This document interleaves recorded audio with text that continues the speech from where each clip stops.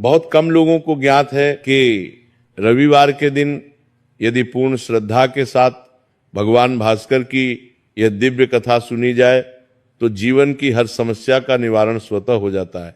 रविवार का पावन दिन संपूर्ण ब्रह्मांड के प्राण स्वरूप भगवान सूर्य नारायण को समर्पित है। जीवन में चाहे कितना भी गहन अंधकार क्यों ना हो, चाहे धन का अभाव हो या स्वास्थ्य का संकट, सूर्य देव की उपासना मात्र से वह सब प्रकाशमय हो जाता है। आज हम आपको एक ऐसी अलौकिक कथा सुनाने जा रहे हैं जिसे सुनते ही आपके जीवन में नई ऊर्जा और सकारात्मकता का संचार होगा। यह कथा केवल एक कहानी नहीं है, बल्कि एक जीवन का पाठ है, एक दिव्य संदेश है जो हमें सिखाता है कि कैसे अहंकार मनुष्य को पतन की ओर ले जाता है और कैसे विनम्रता और भक्ति उसे उद्धार की राह दिखाती है। तो आइए श्रद्धा और विश्वास के साथ शुरू करते हैं आज की यह पवित्र कथा, जो युगों युगों से भक्तों के हृदय में विराजमान है। सयुग के अंतिम चरण की बात है, जब धरती पर धर्म का पूर्ण रूप से पालन होता था और मनुष्य देवताओं के समान सात्विक जीवन व्यतीत करते थे। उस काल में भारत के पूर्वी भाग में एक विशाल और समृद्धशाली राज्य था जिसका नाम था दिवाकरपुरी। यह नाम इसलिए रखा गया था क्योंकि यह राज्य भारत की पूर्वी सीमा पर स्थित था और संपूर्ण भारतवर्ष में सबसे पहले इसी राज्य में सूर्योदय के पावन दर्शन होते थे। प्रातःकाल जब सूर्यदेव अपनी स्वर्णिम रथ पर सवार होकर पूर्व दिशा से उदित होते थे तो सर्वप्रथम दिवाकरपुरी की भूमि उनकी दिव्य किरणों से आलोकित होती थी। इस राज्य में ऐसी मान्यता थी कि जो व्यक्ति यहाँ की पवित्र भूमि पर रहता है और सूर्य देव की आराधना करता है उसके जीवन में कभी अंधकार नहीं आता। यहाँ की मिट्टी में भी सूर्य देव का तेज समाया हुआ था। यहाँ के खेतों में सोने जैसी फसलें लहलहाती थीं, यहाँ के वृक्षों पर रसीले फल लगते थे और यहाँ की नदियां स्वच्छ जल से परिपूर्ण रहती थी। दिवाकरपुरी के राजा का नाम था महाराज रवि प्रकाश। यह नाम उन्हें उनके पिता ने इसलिए दिया था क्योंकि जब उनका जन्म हुआ था तो उसी समय सूर्योदय हो रहा था और उनके शरीर से एक अद्भुत दिव्य प्रकाश निकल रहा था। राजा रवि प्रकाश एक अत्यंत पराक्रमी, न्यायप्रिय और धर्मात्मा शासक थे। उनके राज्य में कोई भूखा नहीं सोता था और कोई बीमार असहाय नहीं रहता था। उन्होंने अपने राज्य में ऐसी व्यवस्था बनाई थी कि हर गांव में अन्न भंडार होते थे जहां से गरीब लोग मुफ्त अनाज ले सकते थे। हर नगर में चिकित्सालय थे जहां वैद्य और हकीम निःशुल्क इलाज करते थे। राजा ने यह भी व्यवस्था की थी कि हर रविवार को राजकोष से गरीबों में वस्त्र और धन का वितरण किया जाए। उनका मानना था कि राजा का धन प्रजा का धन है और प्रजा की सेवा ही सच्ची भक्ति है। राजा रवि प्रकाश ने अपने राज्य में 7 विशाल सूर्य मंदिर बनवाए थे जो सप्ताह के 7 दिनों का प्रतीक थे। सोमवार वाले मंदिर में चंद्रमा के साथ सूर्य की पूजा होती थी। मंगलवार वाले मंदिर में मंगल ग्रह के साथ सूर्य की आराधना होती थी। इसी प्रकार बुधवार, गुरुवार, शुक्रवार और शनिवार के भी अलग अलग मंदिर थे, लेकिन इन सभी मंदिरों में से सबसे भव्य और दिव्य मंदिर रविवार वाला मंदिर था जो शुद्ध स्वर्ण से निर्मित था। इस मंदिर का निर्माण राजा के पूर्वजों ने कराया था और यह मंदिर इतना विशाल था कि एक साथ 10,000 भक्त यहाँ पूजा कर सकते थे। मंदिर के गर्भगृह में सूर्य देव की एक अद्भुत प्रतिमा थी जो लाल पद्मरागमणि से निर्मित थी। यह प्रतिमा सूर्योदय के समय ऐसी दमकती थी मानो स्वयं सूर्य देव प्रकट हो गए हों। मंदिर के चारों ओर सोने के दीप स्तंभ थे जिन पर हजारों दीपक प्रज्वलित रहते थे। मंदिर के प्रांगण में एक विशाल सरोवर था जिसका नाम था सूर्य सरोवर। मान्यता थी कि जो व्यक्ति सूर्योदय के समय इस सरोवर में स्नान करता है उसके सभी पाप धुल जाते हैं। राजा रवि प्रकाश की पत्नी का नाम था महारानी दिव्यांशी। यह नाम उन्हें इसलिए दिया गया था क्योंकि उनके व्यक्तित्व में एक दिव्यता थी जो सबको आकर्षित करती थी। रानी दिव्यांशी अत्यंत रूपवती, शील स्वभाव वाली और धर्मपरायण महिला थी। उनका सौंदर्य केवल बाहरी नहीं था बल्कि उनके मन की पवित्रता उनके चेहरे पर झलकती थी। वे प्रतिदिन सूर्योदय से पहले ब्रह्म मुहूर्त में उठ जाती और सूर्य सरोवर में स्नान करने के पश्चात सूर्य देव को जल अर्पित करती। उनकी ये परंपरा थी कि जब तक वे सूर्य देव को अर्घ्य नहीं देती तब तक वे जल की एक बूंद भी ग्रहण नहीं करती थी। वे लाल चंदन, लाल फूल और अक्षत लेकर सूर्य देव की पूजा करती और फिर घंटों तक सूर्य मंत्रों का जाप करती। उनकी आवाज इतनी मधुर थी कि जब वे सूर्य स्तोत्र का पाठ करती तो ऐसा लगता था मानो स्वर्ग से संगीत की धुन उतर रही हो। राजा और रानी का वैवाहिक जीवन अत्यंत सुखमय था। उनके बीच इतना प्रेम और सम्मान था कि पूरा राज्य उन्हें आदर्श दंपत्ति मानता था। राजा रानी के हर निर्णय का सम्मान करते थे और रानी राजा की हर आज्ञा को शिरोधार्य करती थी। वे दोनों साथ मिलकर प्रजा की सेवा करते और धर्म के मार्ग पर चलते। राज्य में चारों ओर खुशहाली थी। फसलें समय पर आती, व्यापार फलता फूलता और सभी प्रजाजन अपने राजा को भगवान का प्रतिनिधि मानते थे। दिवाकरपुरी के बाजारों में सदा रौनक रहती। यहाँ के व्यापारी ईमानदार थे और ग्राहकों को ठगते नहीं थे। यहाँ के किसान मेहनती थे और उनके खेतों में सोने जैसी फसलें लहलहाती थीं। यहाँ के कारीगर कुशल थे और वे ऐसी वस्तुएं बनाते थे जिनकी पूरे भारत में मांग थी। दूर दूर से व्यापारी दिवाकरपुरी आते और यहाँ से रेशम, मसाले, जड़ी बूटियां और कीमती रत्न खरीद कर ले जाते। लेकिन इस सुखद जीवन में एक कमी थी। राजा रवि प्रकाश और रानी दिव्यांशी के कोई संतान नहीं थी। वर्षों बीत गए लेकिन उनकी गोद सूनी रही। ये बात राजा और रानी के लिए बहुत पीड़ादायक थी। रानी रोज रात में अकेले में रोती और सोचती कि आखिर ऐसी क्या कमी है उनमें कि भगवान उन्हें संतान सुख से वंचित रख रहे हैं। राजा भी चिंतित रहते कि उनके बाद इस राज्य का उत्तराधिकारी कौन होगा। प्रजा भी अपने राजा रानी की इस पीड़ा को समझती थी और उनके लिए मंदिरों में प्रार्थना करती थी। राजा और रानी ने अनेक यज्ञ कराए। उन्होंने 100 ब्राह्मणों को भोजन कराने से लेकर हजारों गरीबों को वस्त्र दान करने तक हर संभव दान पुण्य किया। उन्होंने अनगिनत मंदिरों में जाकर प्रार्थना की। राजा ने देश के प्रसिद्ध ऋषि मुनियों को बुलवाया और उनसे आशीर्वाद लिया। कुछ ऋषियों ने उन्हें विशेष मंत्र दिए, कुछ ने उन्हें व्रत रखने की सलाह दी। राजा और रानी ने सब कुछ किया लेकिन कोई फल नहीं मिला। एक दिन राजमहल में एक महान ऋषि का आगमन हुआ। यह कोई साधारण दिन नहीं था बल्कि रविवार का दिन था और सूर्यदेव अपनी पूरी भव्यता के साथ आकाश में चमक रहे थे। ऋषि का नाम था देवर्षि नारद। नारद जी त्रिलोक में विचरण करने वाले भगवान विष्णु के परम भक्त थे। उनके हाथ में वीणा थी और वे नारायण नारायण का उच्चारण करते हुए राजमहल में प्रवेश किए। राजा और रानी ने तुरंत नारद जी का स्वागत किया। उन्होंने नारद जी के चरण छुए और उन्हें सम्मान के साथ सिंहासन पर बैठाया। नारद जी की आंखों में एक दिव्य चमक थी और उनके चेहरे पर एक रहस्यमय मुस्कान थी। राजा ने नारद जी से पूछा, हे देवर्षि, आपके दर्शन से हमारा राजमहल धन्य हो गया। कृपया बताइए कि हम आपकी क्या सेवा कर सकते हैं। नारद जी ने अपनी वीणा पर एक मधुर राग बजाया और फिर कहा, हे राजन, मैं तुम्हारे यहाँ यूं ही नहीं आया हूं। मैं भगवान सूर्य नारायण का संदेश लेकर आया हूं। यह सुनकर राजा और रानी के चेहरे पर आशा की एक किरण दिखाई दी।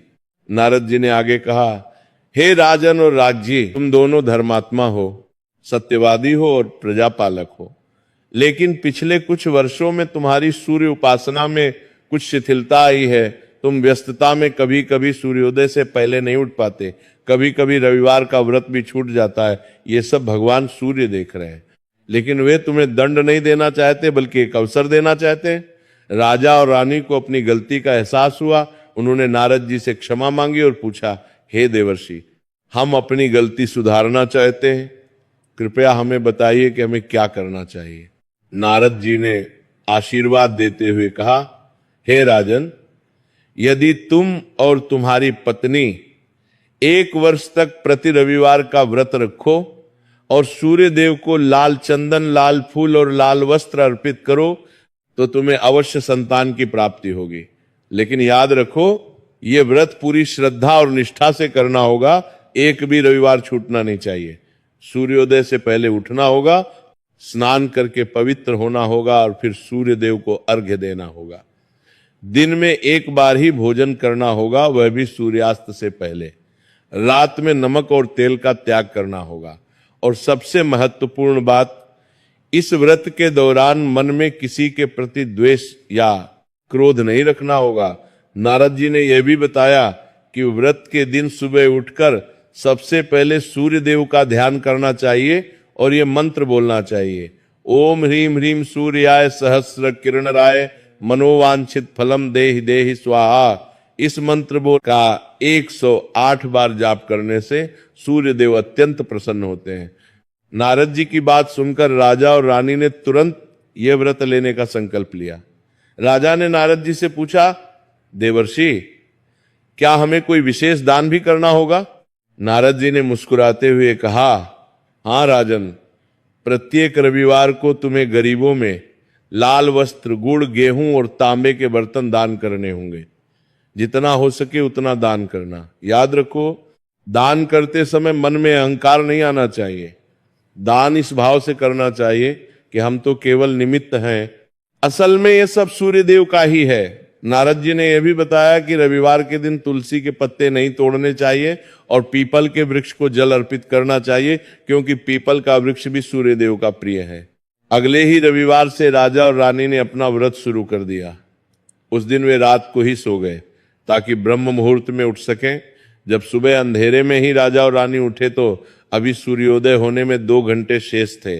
उन्होंने पहले प्रार्थना की और फिर स्नान करने के लिए सूर्य सरोवर की ओर चल पड़े। सरोवर का जल ठंडा था, लेकिन उन्होंने बिना किसी हिचकिचाहट के स्नान किया। स्नान के बाद उन्होंने स्वच्छ लाल वस्त्र धारण किए और सूर्य मंदिर में प्रवेश किया। मंदिर में पहले से ही पुजारी मौजूद थे जो मंदिर की सफाई और दीपक जलाने का काम कर रहे थे। राजा रवि प्रकाश स्वयं सोने की थाली में लाल गुलाब के फूल, लाल चंदन, अक्षत और गुड़ लेकर सूर्य देव की प्रतिमा के सामने खड़े हो गए। रानी दिव्यांशी ने तांबे के लोटे में जल लिया और उसमें लाल चंदन मिलाया। जैसे जैसे सूर्योदय का समय नजदीक आता गया, मंदिर में उपस्थित सभी लोगों ने सूर्य मंत्रों का जाप शुरू कर दिया और जब पूर्व दिशा में सूर्य देव की पहली किरण दिखाई दी तो रानी ने दोनों हाथों से जल का अर्घ्य सूर्य देव को अर्पित किया।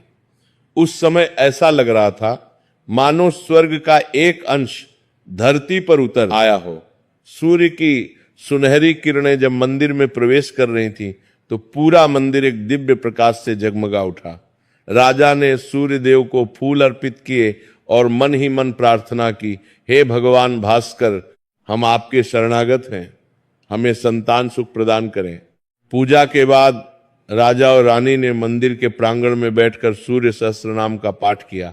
ये पाठ इतना लंबा था कि इसे पूरा करने में 2 घंटे लग गए, लेकिन राजा और रानी ने बिना थके, बिना ऊबे, पूरी एकाग्रता से पाठ किया।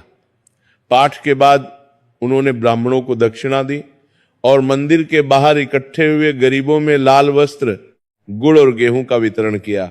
जब एक बूढ़ी औरत ने उनसे आशीर्वाद मांगा तो रानी की आंखों में आंसू आ गए। उस बूढ़ी औरत ने कहा, रानी माँ, आप चिंता मत करो, सूर्य देव बहुत दयालु हैं, वे आपकी मनोकामना अवश्य पूरी करेंगे। इस प्रकार पहला रविवार व्रत संपन्न हुआ। शाम को सूर्यास्त से पहले राजा और रानी ने सात्विक भोजन किया जिसमें नमक और तेल नहीं था। यह भोजन स्वाद में भले ही सामान्य हो, लेकिन उन्होंने इसे बड़े प्रेम से ग्रहण किया, क्योंकि यह सूर्य देव के व्रत का भोजन था। रात को उन्होंने सूर्य चालीसा का पाठ किया और फिर सो गए। इस प्रकार दूसरा रविवार आया, फिर तीसरा, फिर चौथा। राजा और रानी की भक्ति में कोई कमी नहीं आई। उन्होंने एक भी रविवार का व्रत नहीं छोड़ा। कभी कभी राजा को दरबार में महत्वपूर्ण काम होते थे, लेकिन उन्होंने रविवार के दिन सभी राजकाज बंद रखने का आदेश दे दिया। उन्होंने घोषणा की कि रविवार के दिन राज्य में कोई भी कार्यालय नहीं खुलेगा ताकि सभी लोग सूर्यदेव की पूजा कर सकें। उनकी प्रजा भी उनके साथ इस व्रत में शामिल होने लगी। धीरे धीरे पूरा दिवाकरपुरी रविवार के दिन उत्सव की तरह मनाने लगा। बाजारों में लाल फूलों और लाल वस्त्रों की दुकानें सज जाती। बच्चे बूढ़े सब मिलकर सूर्य भगवान के भजन गाते। जय सूर्य देव, जय भगवान भास्कर की आवाजें पूरे राज्य में गूंजती रहती। सड़कों पर जुलूस निकलते जिसमें लोग सूर्य देव की झांकी लेकर चलते। जैसे जैसे व्रत आगे बढ़ता गया, राजा और रानी की दिनचर्या पूरी तरह सूर्य भक्ति में समर्पित हो गई। अब वे केवल रविवार ही नहीं बल्कि प्रतिदिन सूर्योदय से पहले उठने लगे। उन्होंने यह महसूस किया कि सूर्य भक्ति केवल एक दिन की नहीं होनी चाहिए बल्कि यह तो जीवन का अभिन्न अंग होनी चाहिए। वे प्रजा की भलाई के लिए भी अनेक कार्य करते रहे। उन्होंने राज्य के हर गांव में एक एक सूर्य वेदी बनवाई ताकि गरीब और असमर्थ लोग भी सूर्य देव की पूजा कर सकें। इन वेदियों पर मुफ्त में फूल, चंदन और अगरबत्ती उपलब्ध कराई जाती थी। राजा ने यह भी घोषणा की कि जो कोई भी रविवार के दिन जरूरतमंदों को भोजन कराएगा उसे राजकोष से पुरस्कार दिया जाएगा। इस तरह पूरे राज्य में सूर्य भक्ति की एक नई लहर दौड़ गई। राजा ने अपने राज्य में शिक्षा की भी व्यवस्था की। उन्होंने गुरुकुल खोले जहां बच्चों को वेद, पुराण और धर्म की शिक्षा दी जाती थी। इन गुरुकुलों में सूर्य उपासना की विधियां भी सिखाई जाती थी। राजा का मानना था कि यदि बचपन से ही बच्चों को धर्म और भक्ति की शिक्षा मिले तो वे बड़े होकर अच्छे नागरिक बनते हैं। उन्होंने यह भी आदेश दिया कि हर घर में एक सूर्य यंत्र होना चाहिए और परिवार के सभी सदस्यों को मिलकर रोज सुबह सूर्य देव की पूजा करनी चाहिए। इस प्रकार 20 रविवार, फिर 30 रविवार, फिर 40 रविवार बीत गए। राजा और रानी की श्रद्धा में तनिक भी कमी नहीं आई। वे अब और भी समर्पित हो गए थे। उनके चेहरे पर एक अलग ही तेज दिखाई देने लगा। जो भी उन्हें देखता कहता कि सच में इनके अंदर सूर्य देव का तेज आ गया है। रानी दिव्यांशी तो इतनी भक्तिमय हो गई थी कि वे दिन में कई बार सूर्य मंत्रों का जाप करती रहती। उन्होंने अपने महल में एक छोटा सा पूजा स्थल बनवा लिया था जहां सूर्य देव की एक छोटी प्रतिमा थी और वे वहां घंटों बैठकर ध्यान करती थी। 50 रविवार पूरे हो गए। अब केवल 2 रविवार शेष बचे थे। पूरे राज्य में उत्सुकता थी कि क्या सच में राजा रानी को संतान सुख मिलेगा। लोग मंदिरों में जाकर प्रार्थना करते कि सूर्य देव उनके राजा रानी की मनोकामना पूरी करें। अंततः 52 रविवार पूरे हो गए। राजा और रानी ने पूरी निष्ठा के साथ अपना व्रत पूर्ण किया। 52वें रविवार को उन्होंने एक विशाल यज्ञ का आयोजन किया। इस यज्ञ में पूरे भारत से विद्वान ब्राह्मण आए। यज्ञ की अग्नि में सूर्य देव का आह्वान किया गया। हजारों ब्राह्मणों को स्वर्ण, वस्त्र, गाय और भूमि दान में दी गई। हजारों ब्राह्मणों को भोजन कराया गया और गरीबों में वस्त्र, अन्न और धन का वितरण किया गया। राजा ने इतना दान किया कि राजकोष का आधा भाग खाली हो गया, लेकिन उन्हें कोई पछतावा नहीं था। उन्हें विश्वास था कि सूर्य देव उनकी भक्ति से प्रसन्न होंगे। उस रात रानी दिव्यांशी को स्वप्न में भगवान सूर्य नारायण के दर्शन हुए। ये कोई साधारण स्वप्न नहीं था बल्कि ये एक दिव्य अनुभव था। स्वप्न में रानी ने देखा कि वे एक सुनहरे मैदान में खड़ी हैं, चारों ओर प्रकाश ही प्रकाश है। तभी उन्होंने देखा कि दूर से एक दिव्य रथ आ रहा है। यह रथ 7 घोड़ों द्वारा खींचा जा रहा था और हर घोड़ा एक अलग रंग का था, लाल, नारंगी, पीला, हरा, नीला, जामुनी और बैंगनी। रथ पर भगवान सूर्य विराजमान थे। उनका शरीर सोने जैसा चमक रहा था। उनके सिर पर एक दिव्य मुकुट था जिसमें हजारों रत्न जगमगा रहे थे। उनके हाथों में कमल का फूल था। जब रथ रानी के पास आकर रुका तो सूर्य देव ने उन्हें आशीर्वाद देते हुए कहा, हे देवी, तुम्हारी भक्ति और समर्पण से मैं अत्यंत प्रसन्न हूं। तुमने और तुम्हारे पति ने पूरी श्रद्धा से 52 रविवार का व्रत किया। तुमने एक भी दिन मेरी पूजा में कोई कमी नहीं रखी। तुमने गरीबों की सेवा की, ब्राह्मणों को दान दिया और प्रजा की भलाई के लिए अनेक कार्य किए। मैं तुम्हारी इस भक्ति से बहुत प्रसन्न हूं। सूर्यदेव ने आगे कहा, हे दिव्यांशी, तुम्हें शीघ्र ही एक पुत्र रत्न की प्राप्ति होगी। वह बालक सूर्य के तेज से युक्त होगा और तुम्हारे कुल का नाम रोशन करेगा। उसमें असाधारण प्रतिभा होगी। वह धर्मात्मा होगा, उनकी प्राप्ति का नाम रोशन करेगा, पराक्रमी होगा और न्यायप्रिय होगा। वह एक महान राजा बनेगा और उसके राज्य में प्रजा सुखी रहेगी। लेकिन यहां सूर्यदेव ने एक क्षण रुककर गंभीरता से कहा, लेकिन सावधान रहना, उसके जीवन में एक ऐसा समय आएगा जब उसकी परीक्षा होगी। जब सफलता उसके सिर पर चढ़ेगी और वह अहंकार में अंधा हो जाएगा। उस समय यदि वह सूर्य भक्ति को नहीं भूला तो उसका जीवन उज्जवल रहेगा, अन्यथा अंधकार उसे घेर लेगा। उस समय तुम्हें उसे याद दिलाना होगा कि वह सूर्य का पुत्र है और सूर्य की कृपा से ही उसे सब कुछ मिला है। रानी ने घबराकर पूछा, प्रभु ये क्या कह रहे हैं आप? मेरा पुत्र सूर्य भक्ति को कैसे भूल सकता है? सूर्य देव ने मुस्कुराते हुए कहा, हे देवी, ये संसार माया का खेल है। यहां सफलता अक्सर अहंकार को जन्म देती है, लेकिन चिंता मत करो। यदि तुम उसे बचपन से ही सही संस्कार दोगी और उसे विनम्रता सिखाओगी तो वह इस परीक्षा में सफल होगा। और हां, जब भी ऐसा समय आए तो उसे ये कथा सुनाना। एक राजा था जो अहंकार में अंधा हो गया था और फिर सूर्य भक्ति से उसे फिर से प्रकाश मिला। ये कथा उसे सही रास्ते पर ले आएगी। इतना कहकर सूर्यदेव ने अपना हाथ रानी के सिर पर रखा। रानी को ऐसा महसूस हुआ जैसे उनके शरीर में एक दिव्य ऊर्जा का संचार हो रहा है। सूर्यदेव ने कहा, जाओ और खुशी से रहो, तुम्हारी गोद जल्द ही भर जाएगी। इतना कहकर सूर्यदेव और उनका रथ एक तेज प्रकाश में विलीन हो गए। रानी की नींद टूट गई। वे पसीने से लथपथ थीं और उनका हृदय तेजी से धड़क रहा था। उन्होंने तुरंत अपने बगल में सो रहे राजा को जगाया और अपना स्वप्न सुनाया। राजा रवि प्रकाश की खुशी का ठिकाना नहीं रहा। उनकी आंखों में खुशी के आंसू थे। उन्होंने तुरंत राज पुरोहित को बुलवाया और भगवान सूर्य की विशेष पूजा का आयोजन किया। राज पुरोहित ने कहा, महाराज, ये बहुत ही शुभ स्वप्न है। जब स्वयं सूर्य देव किसी को स्वप्न में दर्शन दे तो समझ लीजिए कि उसकी मनोकामना अवश्य पूरी होगी।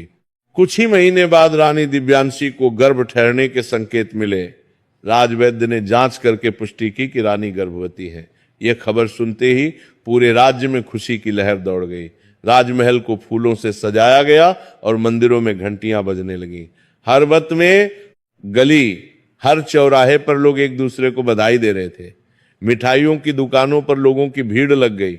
सभी अपने घरों में मिठाई बांट रहे थे। राजा ने इस खुशी में पूरे राज्य में एक सप्ताह का उत्सव घोषित किया। गरीबों को अन्न, वस्त्र और धन बांटा गया। कैदियों को माफ कर दिया गया।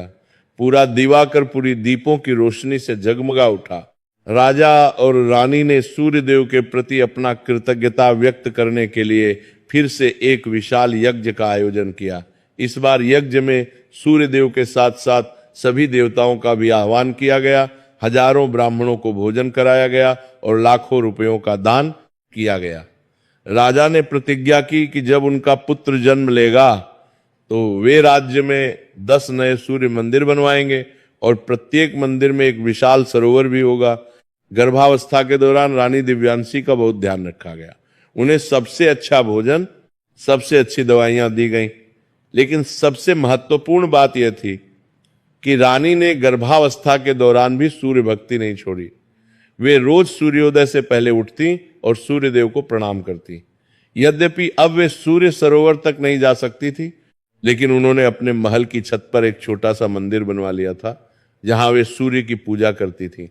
वे प्रतिदिन सूर्य गायत्री मंत्र का 108 बार जाप करती थी। 9 महीने पूरे होने को आए। राजवैद्यों ने बताया कि रानी की प्रसव की तिथि नजदीक है।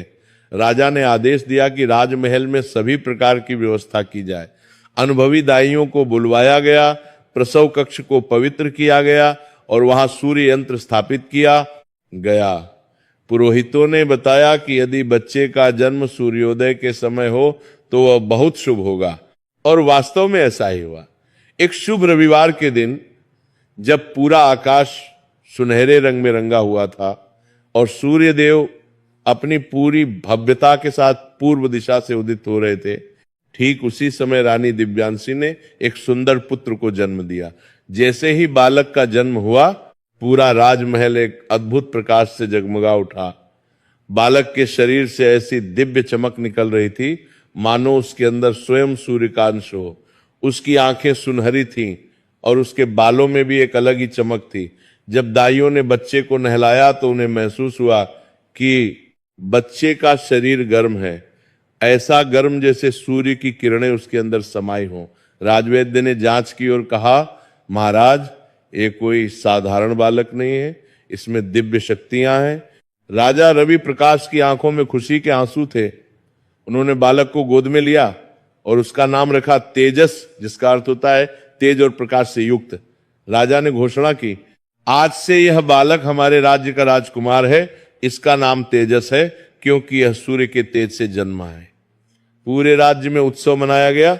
7 दिन तक दिवाकरपुरी में दीपों की रोशनी रही। हर घर को सजाया गया, हर गली में रंगोली बनाई गई, गरीबों की सूर्य को कापरोपुर बनाया गया कि को लगा क्वारों में जानकारी देखते हैं। को अन्न, वस्त्र और धन बांटा गया। राजा ने घोषणा की कि आज से 1 महीने तक राज्य में किसी भी तरह का कर नहीं लिया जाएगा। राजकुमार तेजस का जन्मोत्सव इतना भव्य था कि दूर दूर के राज्यों से राजा महाराजा आशीर्वाद देने आए। उत्तर से हिमालय के राज्यों से के राजा आए, दक्षिण से समुद्र के पार के राज्यों के राजा आए। सभी ने नवजात राजकुमार को अनमोल उपहार दिए। किसी ने स्वर्ण के आभूषण दिए, किसी ने हीरे मोती, किसी ने दुर्लभ औषधियां, लेकिन सबसे कीमती उपहार था देवर्षि नारद का आशीर्वाद। नारद जी फिर से राजमहल में आए और उन्होंने नवजात राजकुमार को देखा। उन्होंने मुस्कुराते हुए कहा, यह बालक वास्तव में सूर्य का अंश है, इसका भविष्य उज्जवल है, लेकिन याद रखना, इसे विनम्रता सिखाना और इसे कभी अहंकारी नहीं बनने देना। राजकुमार तेजस बचपन से ही असाधारण था। जब वह केवल 6 महीने का था तो वो बोलने लगा। उसके पहले शब्द थे सूर्य। जब वो 1 वर्ष का हुआ तो वो चलने लगा और सबसे पहले वह सूर्य मंदिर की ओर चल पड़ा। राजा और रानी आश्चर्यचकित थे कि इतना छोटा बच्चा कैसे जान गया कि मंदिर किस दिशा में है। उसकी आंखों में एक अलग चमक थी जो किसी साधारण बच्चे में नहीं होती। वह बोलना सीखने से पहले ही सूर्य की ओर हाथ जोड़ लेता। जब कभी सूर्य की किरणें उस पर पड़ती तो वह खिलखिलाकर हंसने लगता और अपने छोटे छोटे हाथों से सूर्य को छूने की कोशिश करता। जब तेजस 3 वर्ष का हुआ तो उसने अपने पिता से कहा, पिताजी, मुझे हर रविवार सूर्य मंदिर ले जाया करो, मुझे वहां बहुत शांति मिलती है। जब मैं सूर्य भगवान की मूर्ति के सामने बैठता हूं तो मुझे ऐसा लगता है जैसे वे मुझसे बात कर रहे हों। राजा को अपने पुत्र की ये बात सुनकर बहुत आश्चर्य हुआ और साथ ही बहुत प्रसन्नता भी हुई। उन्होंने सोचा कि सच में उनका पुत्र कोई साधारण बालक नहीं है। राजा और रानी को अपने पुत्र पर बहुत गर्व था। उन्होंने तेजस को बचपन से ही धर्म, नीति और सूर्य भक्ति की शिक्षा दी। तेजस हर रविवार अपने माता पिता के साथ सूर्य मंदिर जाता और घंटों वहां बैठा रहता। वह सूर्य मंत्रों को इतनी तेजी से सीखता कि राजपुरोहित भी आश्चर्यचकित रह जाते। 5 वर्ष की आयु में तेजस ने संपूर्ण गायत्री मंत्र कंठस्थ कर लिया। 6 वर्ष की आयु में उसने सूर्य सहस्त्रनाम सीख लिया। राजगुरु ने एक बार राजा से कहा, महाराज, आपका पुत्र कोई साधारण बालक नहीं है, इसके भीतर सूर्य देव का तेज विद्यमान है। यह बालक बड़ा होकर महान कार्य करेगा। लेकिन याद रखिएगा, जितनी बड़ी शक्ति होती है उतनी बड़ी जिम्मेदारी भी होती है। इसे विनम्रता और धैर्य सिखाना बहुत जरूरी है। समय बीतता गया। राजकुमार तेजस बड़ा होने लगा। उसकी शिक्षा दीक्षा राज्य के सर्वश्रेष्ठ गुरुओं के सानिध्य में हुई। तेजस ने वेद, उपनिषद, धनुर्विद्या, राजनीति और युद्ध कला में महारत हासिल की। जब वह 10 वर्ष का हुआ तो उसे गुरुकुल भेजा गया, जहां उसने महर्षि वशिष्ठ जैसे महान गुरुओं से शिक्षा प्राप्त की। गुरुकुल में तेजस सबसे होनहार शिष्य था। वह हर विषय में आगे रहता। धनुर्विद्या में उसकी ऐसी महारत थी कि वह 100 कदम दूर से एक छोटे से लक्ष्य को भेद सकता था। तलवारबाजी में उसका कोई सानी नहीं था, लेकिन सबसे बढ़कर उसने सूर्य उपासना की गहन विधियां सीखी। उसने त्राटक सा धना सीखा, जिसमें सूर्योदय और सूर्यास्त के समय सूर्य को एकटक देखना होता है। उसने सूर्य नमस्कार की 108 मुद्राएं सीखी। उसने सूर्य यंत्र की स्थापना और पूजन की विधि सीखी। गुरुकुल में 12 वर्ष बिताने के बाद जब तेजस वापस लौटा तो वह एक पूर्ण रूप से प्रशिक्षित युवक बन चुका था। अब वह 16 वर्ष का था। देखने में वह अत्यंत सुंदर, तेजस्वी और बलवान था।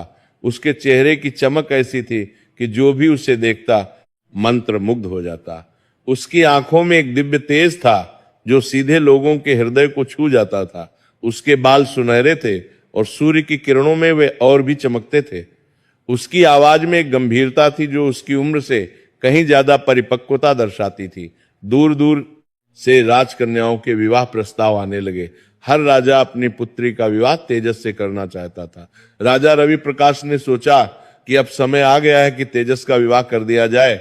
गृहस्थ जीवन की जिम्मेदारियां उसे और भी परिपक्व बना देंगी। उन्होंने अपने मंत्रियों और राज पुरोहित से विचार विमर्श किया।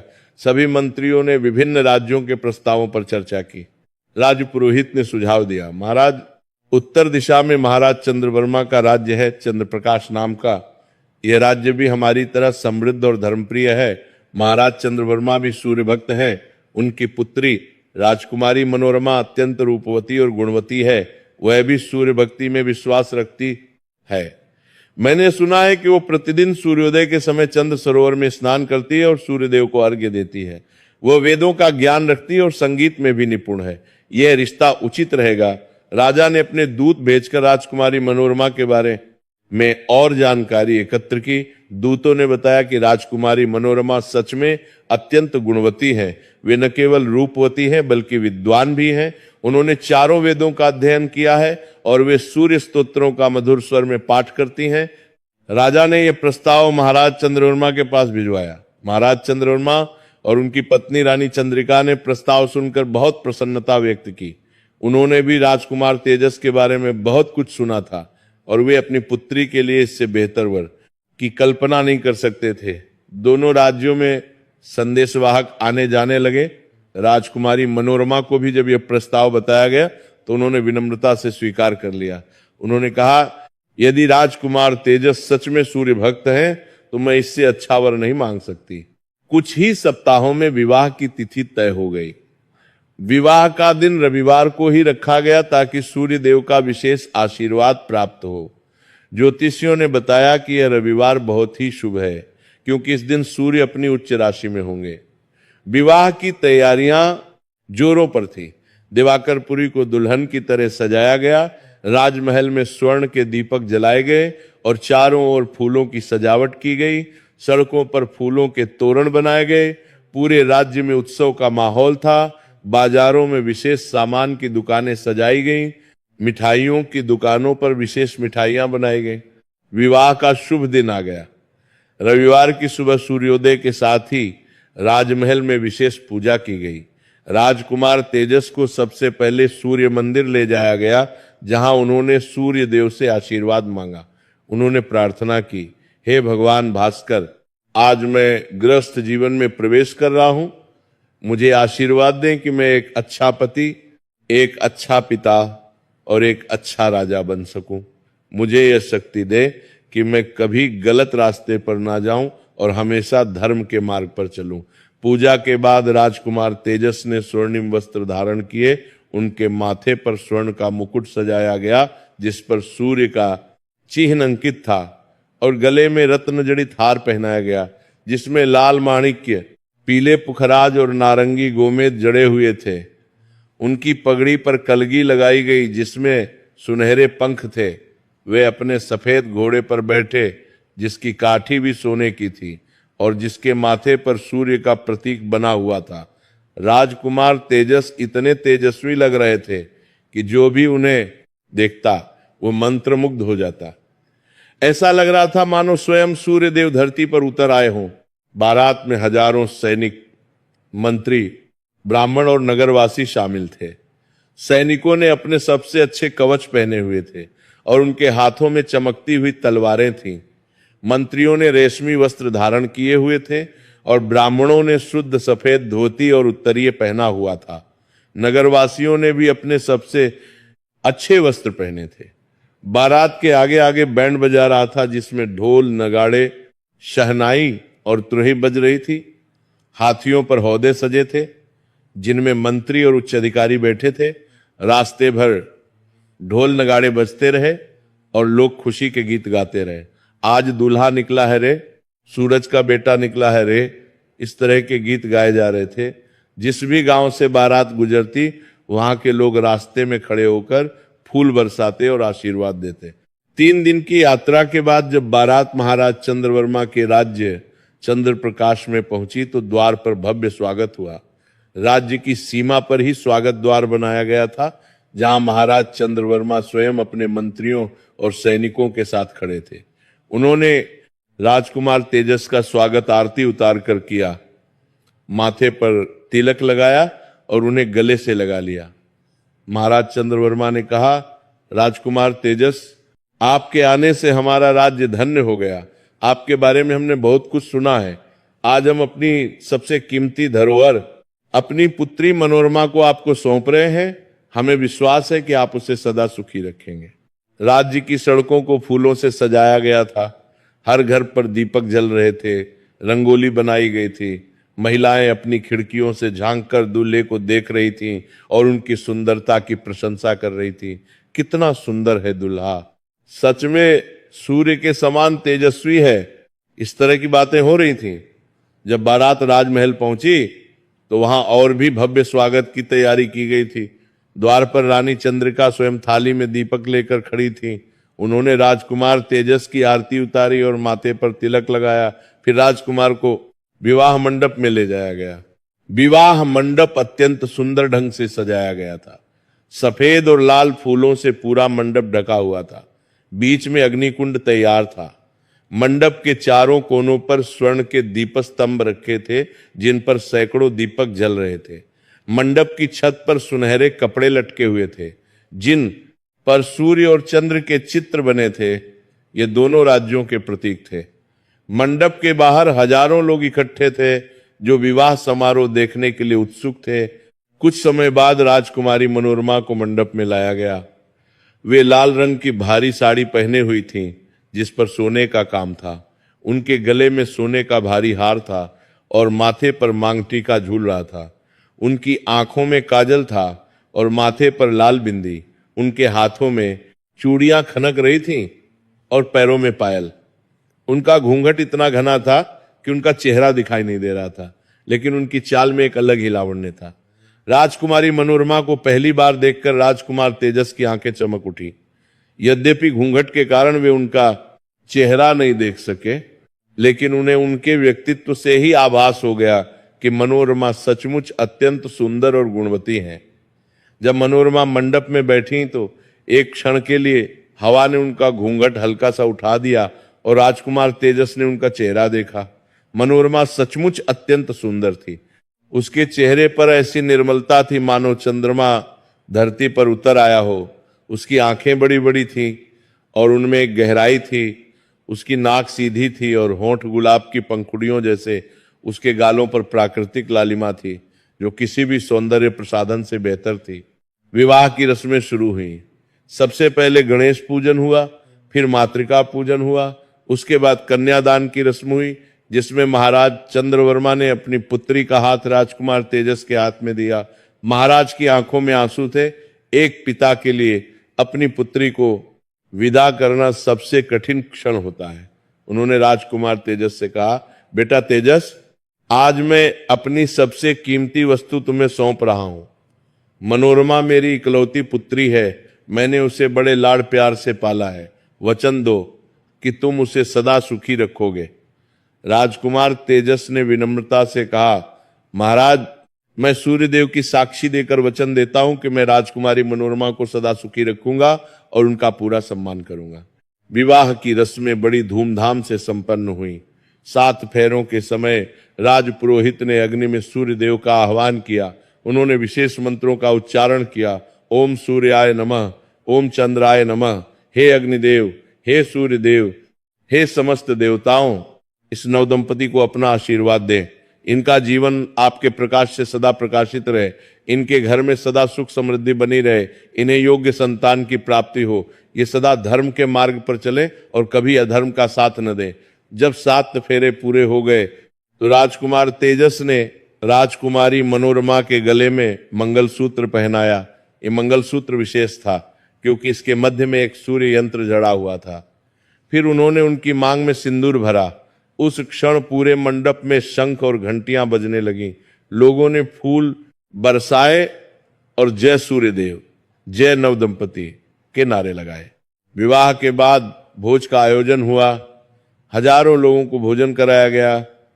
विशेष पकवान बनाए गए थे, मीठे चावल, खीर, पूरी, सब्जियां, दाल, रायता, मिठाइयों में जलेबी, रसगुल्ला, गुलाब जामुन, बर्फी और लड्डू। सभी ने भरपेट भोजन किया और नवदंपति को आशीर्वाद दिया।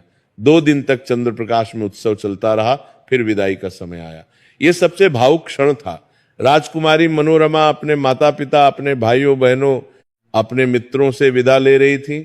रानी चंद्रिका रो रही थी। उन्होंने अपनी पुत्री को गले लगाया और कहा, बेटी, अब तुम्हारा यह घर नहीं है, अब तुम्हारा घर वहां है जहां तुम्हारे पति हैं। अपने पति की सेवा करना, उनका सम्मान करना और अपने ससुराल वालों को खुश रखना। लेकिन याद रखना, यह घर भी तुम्हारा ही है, जब भी मन करे आ जाना। महाराज चंद्रवर्मा ने भी अपनी पुत्री को आशीर्वाद दिया। उन्होंने कहा, बेटी, तुम हमारी बहुत प्यारी हो, लेकिन अब तुम्हारा कर्तव्य है कि तुम अपने नए घर को अपना घर बनाओ। भगवान सूर्य तुम्हारी रक्षा करें। राजकुमार तेजस अपनी नवविवाहिता पत्नी मनोरमा को लेकर दिवाकरपुरी लौट आए। वापसी की यात्रा बहुत सुखद रही। रास्ते भर राजकुमार तेजस और राजकुमारी मनोरमा ने एक दूसरे से बातें की और एक दूसरे को जानने की कोशिश की। मनोरमा ने तेजस से पूछा, क्या आप सच में रोज सूर्य देव की पूजा करते हैं? तेजस ने मुस्कुराते हुए कहा, हाँ, मेरे लिए यह जीवन का सबसे महत्वपूर्ण कार्य है। सूर्य देव ने ही मुझे जीवन दिया है। मेरे माता पिता ने 52 रविवार का व्रत रखकर मुझे प्राप्त किया था। मनोरमा ने खुशी से कहा, यह तो बहुत अच्छी बात है, मैं भी रोज सूर्य देव की पूजा करती हूँ, अब हम दोनों मिलकर पूजा करेंगे।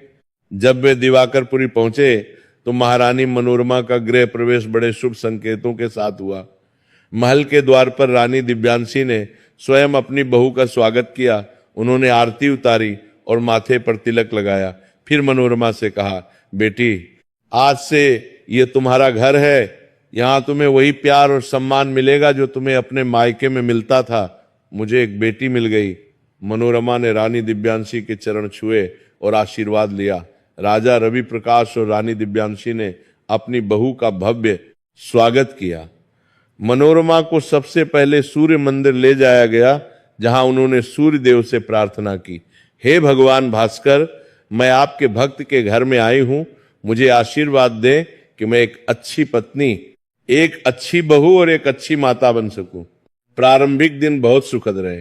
राजकुमार तेजस और राजकुमारी मनोरमा का दाम्पत्य जीवन आदर्श था। दोनों एक दूसरे का बहुत सम्मान करते थे। दोनों प्रतिदिन सूर्योदय से पहले उठते और साथ मिलकर सूर्य देव को अर्घ्य देते। वे साथ में सूर्य सरोवर जाते, स्नान करते और फिर सूर्य मंदिर में पूजा करते। मनोरमा की आवाज बहुत मधुर थी और जब वे सूर्य स्तोत्र का पाठ करती तो ऐसा लगता था मानो स्वर्ग से संगीत आ रहा हो। तेजस कभी कभी अपनी पत्नी को देखते रहते और मन ही मन सोचते कि उन्हें कितना अच्छा इंदान्यकाराब जीवन साथी मिला है। मनोरमा ने भी दिवाकरपुरी की परंपराओं को पूरी निष्ठा से अपना लिया। वो अपनी सास रानी दिव्यांशी की सेवा करती और प्रजा की भलाई में लगी रहती। उसने राजमहल में एक कक्ष खोला जहां गरीब महिलाएं आकर अपनी समस्याएं बता सकती थी। वह उन बरकोले देखी, संदर के तरफ की संदर के थी, कोष्ठ बरकोटी की देखी आकरपुरी की परंपराओं करके की आकरपुरी की। महिलाओं की समस्याओं को सुनती और उनका समाधान करती। कभी किसी को आर्थिक मदद चाहिए होती तो वो राजकोष से धन दिलवाती। कभी किसी को इलाज की जरूरत होती तो वो राजवैद्य को भेजती। राजकुमार तेजस भी अपने पिता के साथ राजकाज में हाथ बंटाने लगे। वे दरबार में बैठते और न्याय करते। उनके निर्णय इतने न्यायपूर्ण होते थे कि लोग कहने लगे कि राजकुमार तेजस में वास्तव में एक महान राजा बनने की क्षमता है। वे सैनिकों के प्रशिक्षण में भी रुचि लेते और कभी कभी स्वयं युद्ध कला सिखाते। उनकी तलवारबाजी देखकर सैनिक दंग रह जाते। लेकिन जीवन हमेशा एक जैसा नहीं रहता, समय का पहिया घूमता रहता है। कुछ वर्ष बीत गए। राजकुमार तेजस और राजकुमारी मनोरमा के 3 संतानें हुई, 2 पुत्र और 1 पुत्री।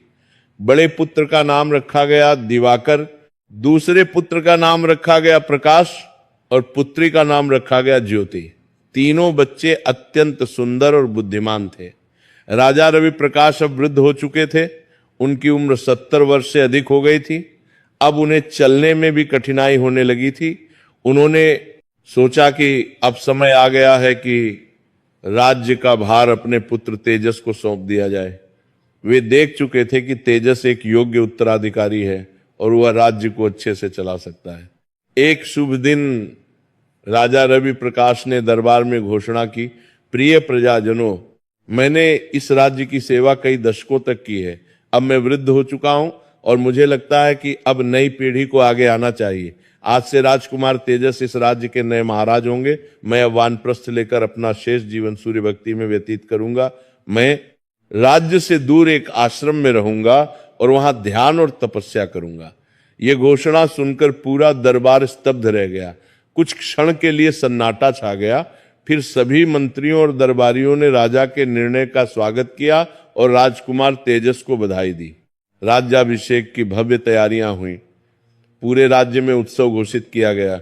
रविवार के दिन सूर्योदय के समय सूर्य मंदिर में विशेष पूजा की गई। राजकुमार तेजस का राज्याभिषेक हुआ। उन्हें राज्य सिंहासन पर बैठाया गया। राज पुरोहित ने पवित्र जल से उनका अभिषेक किया। फिर उनके सिर पर स्वर्ण मुकुट रखा गया। ये वही मुकुट था जो पीढ़ियों से दिवाकरपुरी के राजाओं द्वारा धारण किया जाता रहा था। मुकुट रखते समय राजपुरोहित ने कहा, हे तेजस, आज तुम इस महान राज्य के राजा बन रहे हो। यह मुकुट केवल सोने का नहीं है, बल्कि यह जिम्मेदारी का प्रतीक है। याद रखो, एक राजा का पहला कर्तव्य है अपनी प्रजा की रक्षा करना और न्याय करना। शक्ति के साथ विनम्रता आनी चाहिए, सफलता के साथ कृतज्ञता आनी चाहिए। कभी अहंकार मत करना और हमेशा सूर्यदेव को याद रखना कि तुम उन्हीं की कृपा से यहाँ हो। अब राजकुमार तेजस महाराज तेजस कहलाने लगे। उनकी पत्नी मनोरमा महारानी मनोरमा बनी। अभिषेक के बाद महाराज तेजस ने अपनी प्रजा को संबोधित किया। उन्होंने कहा, प्रिय प्रजाजनों, आज मैं इस महान उत्तरदायित्व को स्वीकार कर रहा हूं। मैं वचन देता हूं कि मैं अपने पिता की तरह न्यायप्रिय और धर्मात्मा राजा बनने का प्रयास करूंगा। मैं सूर्यदेव को साक्षी मानकर कहता हूं कि मैं अपनी प्रजा की सेवा में कोई कमी नहीं रखूंगा। मेरा द्वार सदा आपके लिए खुला रहेगा।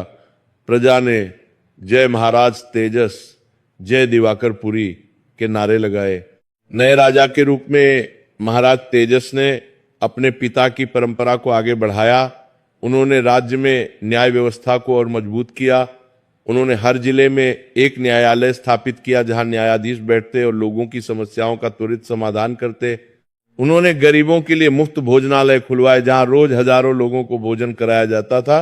उन्होंने रोगियों के लिए चिकित्सालय बनवाए जहां अनुभवी वैद्य और हकीम निःशुल्क इलाज करते थे। उन्होंने शिक्षा पर विशेष ध्यान दिया। हर गांव में एक पाठशाला खोली गई जहां बच्चों को मुफ्त शिक्षा दी जाती थी। लड़कियों की शिक्षा को भी प्रोत्साहित किया गया। महाराज तेजस का राज्य दिन दूनी रात चौगुनी तरक्की करने लगा। उनके कुशल नेतृत्व में व्यापार बढ़ा। कृषि में नई तकनीकें आईं और उद्योग धंधे फले फूले। पड़ोसी राज्य भी उनसे मित्रता करना चाहते थे, क्योंकि महाराज तेजस की ख्याति एक न्यायप्रिय और शक्तिशाली राजा के रूप में दूर दूर तक फैल चुकी थी। कुछ छोटे राज्यों ने तो स्वेच्छा से दिवाकरपुरी के साथ संधि कर ली और महाराज तेजस की अधीनता स्वीकार कर ली। इस प्रकार दिवाकरपुरी का राज्य विस्तार होने लगा। महाराज तेजस ने कई युद्ध भी लड़े। जब पश्चिम दिशा से एक आक्रमणकारी राजा ने दिवाकरपुरी पर हमला किया तो महाराज तेजस ने बड़ी वीरता से उसका सामना किया। युद्ध में उन्होंने अपनी असाधारण युद्ध कला का प्रदर्शन किया। उनकी तलवार से जो भी टकराता वह पराजित हो जाता। अंततः आक्रमणकारी राजा को हार माननी पड़ी और उसने संधि कर ली। इस जीत के बाद महाराज तेजस की ख्याति और बढ़ गई। लोग कहने लगे कि महाराज तेजस में सच में सूर्य का तेज है। लेकिन कहते हैं ना कि जब सब कुछ बहुत अच्छा चल रहा हो तो मनुष्य को सावधान रहना चाहिए। अत्यधिक सफलता कभी कभी अहंकार को जन्म दे देती है और यही महाराज तेजस के साथ होने वाला था। जो चेतावनी सूर्य देव ने उनकी माता को स्वप्न में दी थी वह सच होने वाली थी। धीरे धीरे महाराज तेजस इतने व्यस्त हो गए कि उनकी दिनचर्या बदलने लगी। पहले वे सूर्योदय से पहले उठते थे, लेकिन अब रात को दरबार की बैठकें देर तक चलने लगी। राज्य का विस्तार हो रहा था, तो नए प्रदेशों के प्रशासन की योजना बनानी होती थी, नए किले बनाने थे, नई सड़कें बनानी थी, नई सेनाएं तैयार करनी थी। इन सब कामों में इतना व्यस्त हो गए कि महाराज सुबह देर से उठने लगे। कभी कभी तो सूर्योदय हो जाने के बाद भी वे सोए रहते। शुरुआत में ये कभी कभार होता था, लेकिन धीरे धीरे ये आदत बन गई। महारानी मनोरमा ने कई बार उन्हें याद दिलाया, स्वामी आप सूर्य देव को अर्घ्य देना भूल रहे हैं, ये हमारे कुल की परंपरा है। आपके पिता ने कभी एक दिन भी ये परंपरा नहीं तोड़ी, आप भी बचपन से ये करते आए हैं, कृपया इसे मत छोड़िए। लेकिन महाराज तेजस हंसकर टाल देते, अरे मनोरमा, मैं राजा हूं, मेरी जिम्मेदारियां बहुत हैं, अब राज्य बहुत बड़ा हो गया है, मुझे इतने सारे काम देखने हैं। सूर्य तो रोज उगता है, एक दिन छूट गया तो क्या हो जाएगा। सूर्य देव तो समझदार हैं, वे मेरी व्यस्तता समझ जाएंगे। धीरे धीरे एक दिन कई दिनों में बदलता गया। महाराज तेजस अब केवल कभी कभार ही सूर्य पूजा करते। रविवार के दिन भी वे व्यस्तता का बहाना बनाकर मंदिर जाने से कतराने लगे। जब महारानी मनोरमा कहती कि चलिए मंदिर चलते हैं, तो वे कहते तुम चली जाओ, मुझे कुछ जरूरी काम है। उन्हें लगने लगा कि उनका राज्य, उनकी संपत्ति, उनकी सफलता, ये सब उनके अपने बुद्धि और पराक्रम का परिणाम है। उन्हें ये भूल गया कि ये सब सूर्य देव की कृपा का फल है।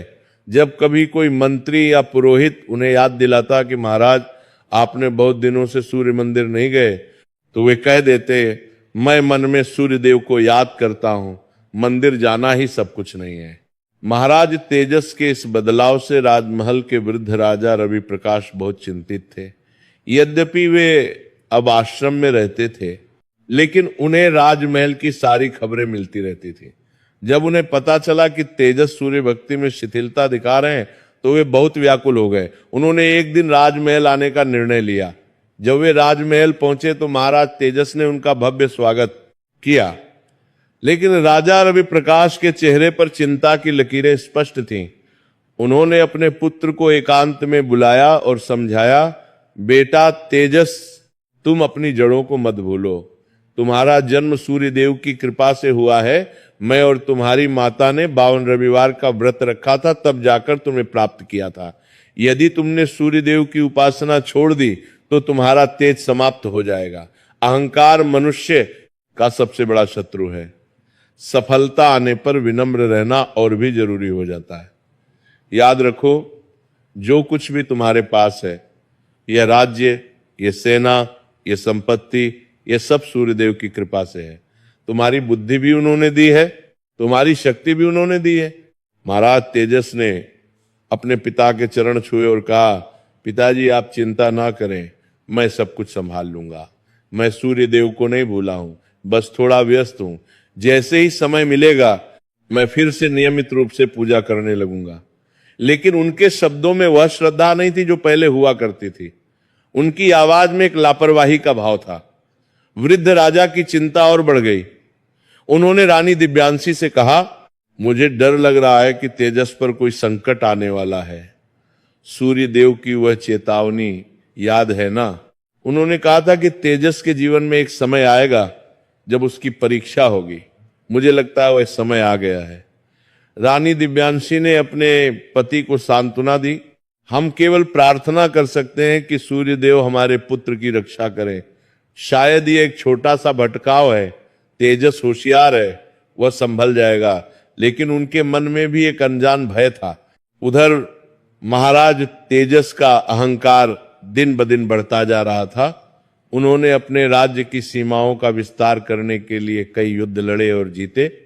जब उन्होंने पूर्व दिशा के एक शक्तिशाली राज्य को पराजित किया तो उनका आत्मविश्वास चरम पर पहुंच गया।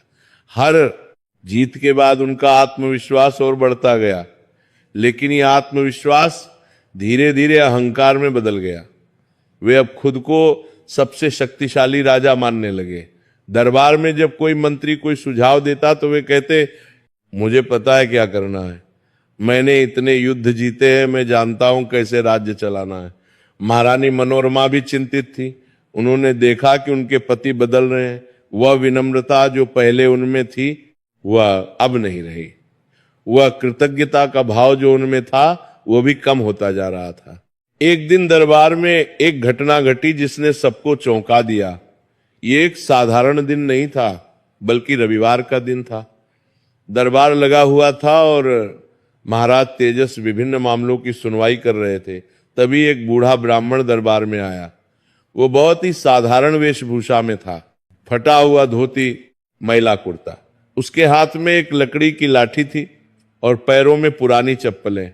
उसकी दाढ़ी सफेद थी और बाल भी पूरी तरह सफेद हो चुके थे, लेकिन उसकी आंखों में एक अजीब सी चमक थी। उसने दरबार में प्रवेश किया और सीधे सिंहासन की ओर चल पड़ा। द्वारपालों ने उसे रोकने की कोशिश की, लेकिन वो नहीं रुका। जब वो सिंहासन के पास पहुंचा तो उसने महाराज तेजस से कहा, महाराज, मैं दूर देश से आया हूं। मैंने सुना था कि दिवाकरपुरी के राजा सूर्य भक्त हैं और धर्मात्मा हैं। मैंने सुना था कि यहाँ का राजा विनम्र है और प्रजा की सेवा में लगा रहता है। लेकिन आजकल मुझे यह भी सुनने को मिला है कि आप सूर्य पूजा में शिथिलता दिखा रहे हैं। मुझे ये भी कहा गया कि आप अब सूर्योदय से पहले नहीं उठते। क्या यह सत्य है? महाराज तेजस को ब्राह्मण की बात बुरी लगी। उन्हें लगा कि यह ब्राह्मण उन पर आरोप लगा रहा है। उन्होंने क्रोध से कहा, ब्राह्मण देवता, आप अपना काम देखिए। आप कौन होते मुझ पर टिप्पणी करने वाले? मैं राजा हूं, मुझे पता है मुझे क्या करना चाहिए और क्या नहीं। मैं अपनी प्रजा की रक्षा कर रहा हूं, युद्ध जीत रहा हूं, राज्य का विस्तार कर रहा हूं, यही मेरा धर्म है। सूर्य पूजा केवल एक परंपरा है, असली काम है प्रजा की सेवा करना, और मैं वह कर रहा हूं। बूढ़े ब्राह्मण ने गंभीरता से कहा, महाराज, युद्ध जीतना और राज्य चलाना आपका कर्तव्य है, ये सही है, लेकिन जिस शक्ति के स्रोत को आप भूल रहे हैं वह एक दिन आपसे सब कुछ छीन लेगा। सूर्यदेव साक्षात ब्रह्म का रूप है। वे केवल एक देवता नहीं है, वे जीवन के आधार हैं। उनके बिना ये संसार अंधकारमय हो जाएगा। उनका अपमान करना अपने ही पतन को न्योता देना है। मैं आपको चेतावनी देने आया हूं, अपने अहंकार को छोड़ दीजिए और फिर से सूर्य भक्ति की ओर लौट आइए, अन्यथा बहुत देर हो जाएगी। अन्यथा बहुत देर हो जाएगी। महाराज तेजस और भी क्रोधित हो गए। उनके चेहरे पर गुस्से की लाल लकीरें उभर आई। उन्होंने ऊंची आवाज में कहा, बहुत हो गया। मेरे दरबार में आकर मुझे उपदेश देने की हिम्मत कैसे हुई तुम्हारी? क्या तुम नहीं जानते कि मैं कौन हूं? मैं महाराज तेजस हूं, दिवाकरपुरी का राजा। मैंने 10 राज्यों को जीता है। मेरी सेना लाखों सैनिकों की है। मेरे खजाने में अकूत संपत्ति है, और तुम एक साधारण ब्राह्मण मुझे उपदेश दे रहे हो। सैनिकों, इस ब्राह्मण को यहां से बाहर निकालो और इसे चेतावनी दो कि दोबारा मेरे दरबार में पैर मत रखना। सैनिक आगे बढ़े, लेकिन जैसे ही उन्होंने ब्राह्मण को छूने की कोशिश की, एक अद्भुत घटना घटी। वह ब्राह्मण एक तेज प्रकाश में बदल गया। यह प्रकाश इतना तीव्र था कि पूरा दरबार उससे जगमगा उठा। लोगों ने अपनी आंखें बंद कर ली, और जब उन्होंने आंखें खोली तो देखा कि ब्राह्मण गायब हो चुका है। केवल एक धुंध सी रह गई थी जो धीरे धीरे विलीन हो गई। पूरा दरबार स्तब्ध रह गया। किसी को समझ नहीं आया कि ये क्या हुआ। राजपुरोहित ने घबरा कर कहा, महाराज, वो कोई साधारण ब्राह्मण नहीं था, वह तो कोई देव पुरुष या स्वयं सूर्य देव के दूत थे। आपने उनका अपमान कर दिया। ये बहुत अशुभ है, ये बहुत बड़ी भूल हो गई है। लेकिन महाराज तेजस ने इसे भी हल्के में ले लिया। उनके अहंकार ने उन्हें इतना अंधा कर दिया था कि वे खतरे के संकेत को भी नहीं पहचान पा रहे थे। उन्होंने कहा, यह सब जादू टोना है, कुछ ब्राह्मण इन चीजों में माहिर होते हैं, वह भी कोई ऐसा ही जादूगर होगा। मैं इन बातों में विश्वास नहीं करता, यह सब अंधविश्वास है। महारानी मनोरमा जो दरबार में मौजूद थी, वे बहुत चिंतित हो गईं। उन्होंने बाद में अपने पति को समझाने की कोशिश की, लेकिन महाराज तेजस नहीं माने। उस रात महारानी मनोरमा को नींद नहीं आई। उन्हें लग रहा था कि कुछ बुरा होने वाला है, और सच में उस दिन के बाद से अजीब घटनाएं होने लगी। पहले तो महाराज तेजस के शरीर में एक अजीब सी थकान आने लगी। वे सुबह उठते तो ऐसा लगता जैसे पूरी रात उन्होंने कोई भारी काम किया हो। उनके पैर भारी लगते, शरीर में दर्द रहता और मन में एक अजीब सी बेचैनी। उनके चेहरे की चमक कम होने लगी। जो तेज उनके व्यक्तित्व में हुआ करता था, जिसके कारण लोग उन्हें तेजस कहते थे, वह धीरे धीरे फीका पड़ने लगा। पहले जब वे दरबार में आते तो लोगों को लगता था जैसे सूर्य प्रकट हो गया हो, लेकिन अब वो चमक नहीं रही। कुछ दिनों बाद उनके बालों की चमक भी कम होने लगी।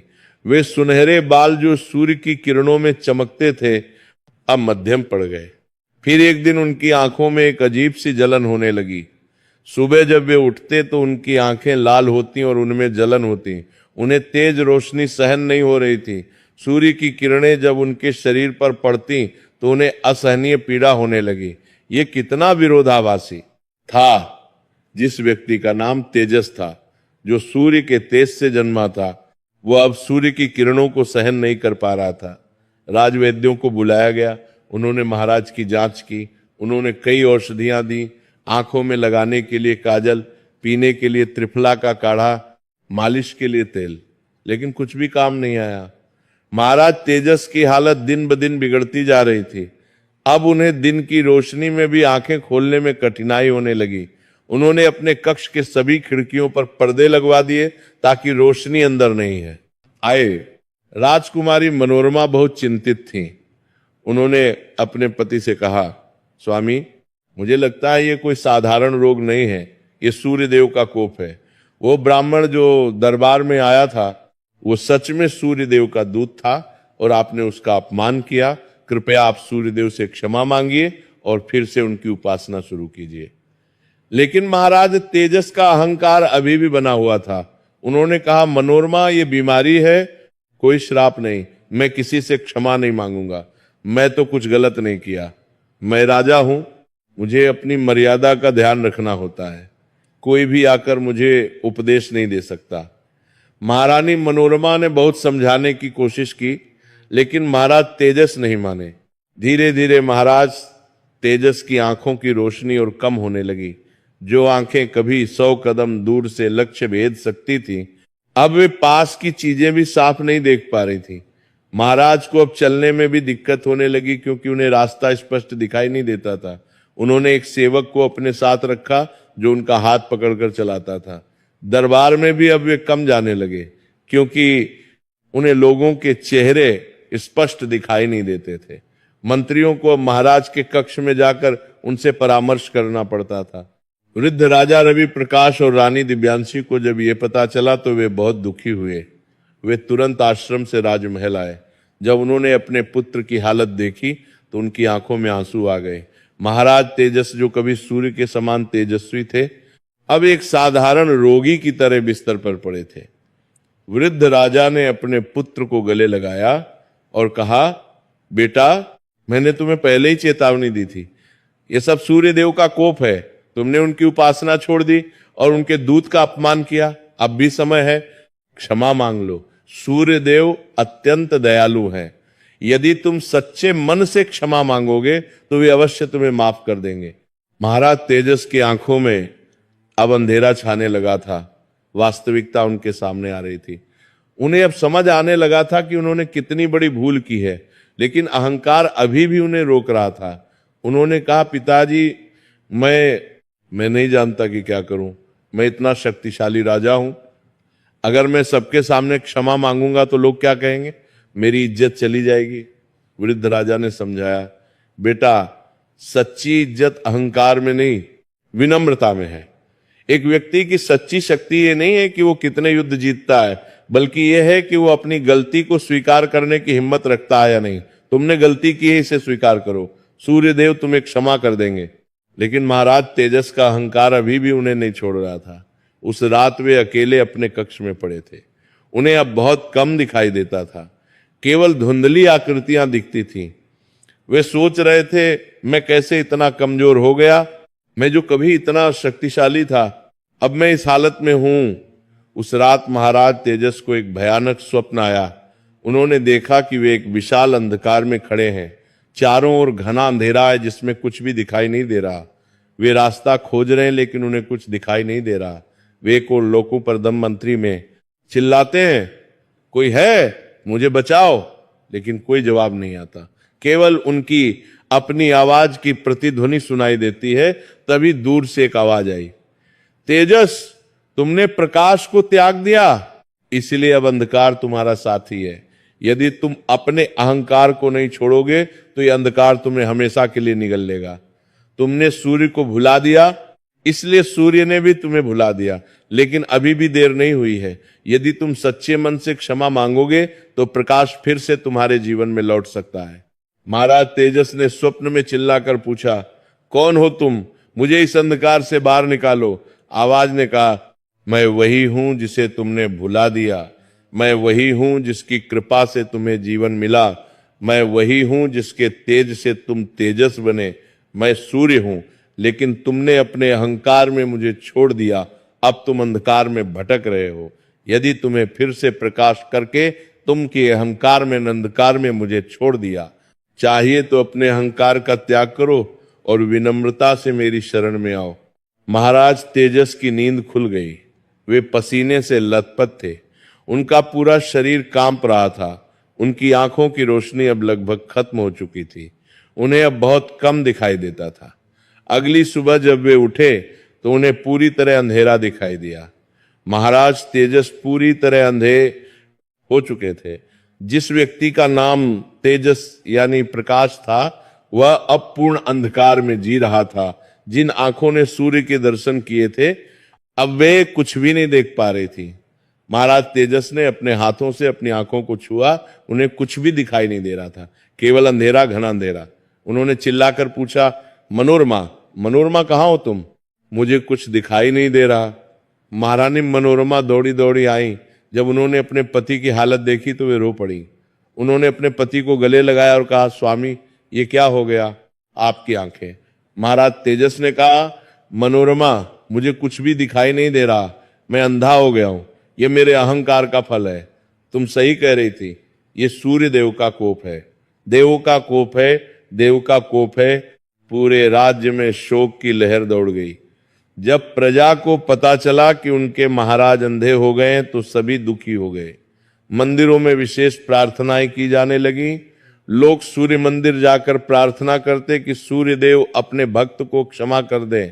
महाराज तेजस अब राजकाज नहीं संभाल सकते थे। एक अंधा व्यक्ति कैसे राज्य चला सकता है? वृद्ध राजा रवि प्रकाश को फिर से सिंहासन संभालना पड़ा। यद्यपि वे बूढ़े हो चुके थे और वानप्रस्थ ले चुके थे, लेकिन संकट के समय उन्हें वापस आना पड़ा। महाराज तेजस अपने कक्ष में पड़े रहते। उन्हें अब अपनी गलती का पूरा एहसास हो चुका था। वे दिन रात रोते रहते। उनका अहंकार अब चूर चूर हो चुका था। वे सोचते, मैं कितना मूर्ख था। मैंने सोचा कि मैं अपनी शक्ति से सब कुछ कर सकता हूं, लेकिन मैं यह भूल गया कि मेरी सारी शक्ति सूर्य देव की कृपा से थी। एक दिन महाराज तेजस ने अपनी पत्नी मनोरमा को बुलाया। उनकी आवाज में अब वो अहंकार नहीं था, बल्कि विनम्रता और पश्चाताप था। उन्होंने कहा, मनोरमा, मैंने बहुत बड़ी भूल की। मैंने अपने अहंकार में आकर सूर्य देव को बुला दिया। मैंने सोचा कि मैं बहुत शक्तिशाली हूं, मुझे किसी की जरूरत नहीं। लेकिन अब मुझे समझ आ गया कि मनुष्य कितना भी शक्तिशाली क्यों न हो, वो ईश्वर की कृपा के बिना कुछ भी नहीं है। अब मैं क्या करूं? मैं इस अंधकार से कैसे बाहर निकलूं? महारानी मनोरमा की आंखों में आंसू थे। उन्होंने अपने पति का हाथ पकड़ा और कहा, स्वामी, अभी भी देर नहीं हुई है। आप सच्चे मन से सूर्य देव से क्षमा मांगिए और उनकी शरण में जाइए। वे अत्यंत दयालु हैं। यदि आपका पश्चाताप सच्चा है तो वे अवश्य आपको क्षमा कर देंगे। महाराज तेजस ने अपना अहंकार पूरी तरह त्याग दिया। उन्होंने कहा, हाँ मनोरमा, तुम सही कह रही हो। अब मुझे कोई परवाह नहीं कि लोग क्या कहेंगे। मुझे अपनी इज्जत की भी परवाह नहीं। मुझे केवल सूर्य देव की क्षमा चाहिए। मुझे सूर्य मंदिर ले चलो। मैं भगवान सूर्य से क्षमा मांगना चाहता हूं। महारानी मनोरमा ने अपने पति को सहारा दिया और उन्हें सूर्य मंदिर ले गई। यह दृश्य बहुत ही मार्मिक था। जो महाराज कभी घोड़े पर बैठकर भव्य वस्त्र पहनकर मंदिर जाते थे, वे अब अपनी पत्नी का सहारा लेकर लड़खड़ाते हुए अंधेपन में मंदिर जा रहे थे। रास्ते में जो भी लोग उन्हें देखते, उनकी आंखों में आंसू आ जाते। कुछ लोग रो पड़ते। सभी को अपने महाराज से बहुत प्यार था। जब महाराज तेजस ने मंदिर में प्रवेश किया तो यद्यपि वे अंधे थे, लेकिन उन्हें मंदिर की दिव्यता का अनुभव हो रहा था। उन्हें अगरबत्ती की खुशबू आ रही थी, घंटियों की आवाज सुनाई दे रही थी और मंदिर में एक शांति का अनुभव हो रहा था। महारानी मनोरमा ने अपने पति को सूर्यदेव की मूर्ति के सामने ले जाकर खड़ा किया। महाराज तेजस ने दोनों घुटनों के बल बैठकर माथा टेक दिया। उनके मुंह से स्वतः ही शब्द निकलने लगे। महाराज तेजस ने रोते हुए कहा, हे भगवान भास्कर, हे दिनकर, हे सहस्रांशु, हे जगत के प्राण, मैं आपका भक्त था, आपका पुत्र था। आपने मुझे जीवन दिया, तेज दिया, सब कुछ दिया। मेरे माता पिता ने 52 रविवार का व्रत रखकर मुझे प्राप्त किया था। आपकी कृपा से मैंने सब कुछ पाया, राज्य, संपत्ति, परिवार, यश। लेकिन मैं अहंकार में अंधा हो गया। मैंने सोचा कि ये सब मेरी अपनी शक्ति का परिणाम है। मैंने आपको भुला दिया, मैंने आपकी पूजा छोड़ दी, मैंने आपके दूत का अपमान किया। मैं अपने पापों का प्रायश्चित करना चाहता हूं, कृपया मुझे क्षमा करना चाहता हूं। अभी आपका लगता प्रोप्लायर करना दीजिए। महाराज तेजस की आंखों से आंसुओं की धारा बह रही थी। उनका पूरा शरीर कांप रहा था। वे घंटों वहीं पड़े रहे, रोते रहे, क्षमा मांगते रहे। उनकी प्रार्थना सच्ची थी और उनका पश्चाताप गहरा था। उन्होंने कहा, हे प्रभु, मैं जानता हूं कि मैंने बहुत बड़ा पाप किया है, मैं दंड के योग्य हूं, लेकिन कृपया मेरे परिवार को, मेरी प्रजा को क्षमा कर दीजिए। यदि आप चाहें तो मुझे जीवन भर अंधा रहने दीजिए, लेकिन कृपया मुझे फिर से अपनी शरण में ले लीजिए। मैं आपके बिना नहीं रह सकता। उस रात महाराज तेजस ने मंदिर में ही रहने का निर्णय लिया। उन्होंने कहा, मनोरमा, तुम महल चली जाओ, मैं यहां से तब तक नहीं जाऊंगा जब तक सूर्यदेव मुझे क्षमा नहीं कर देते।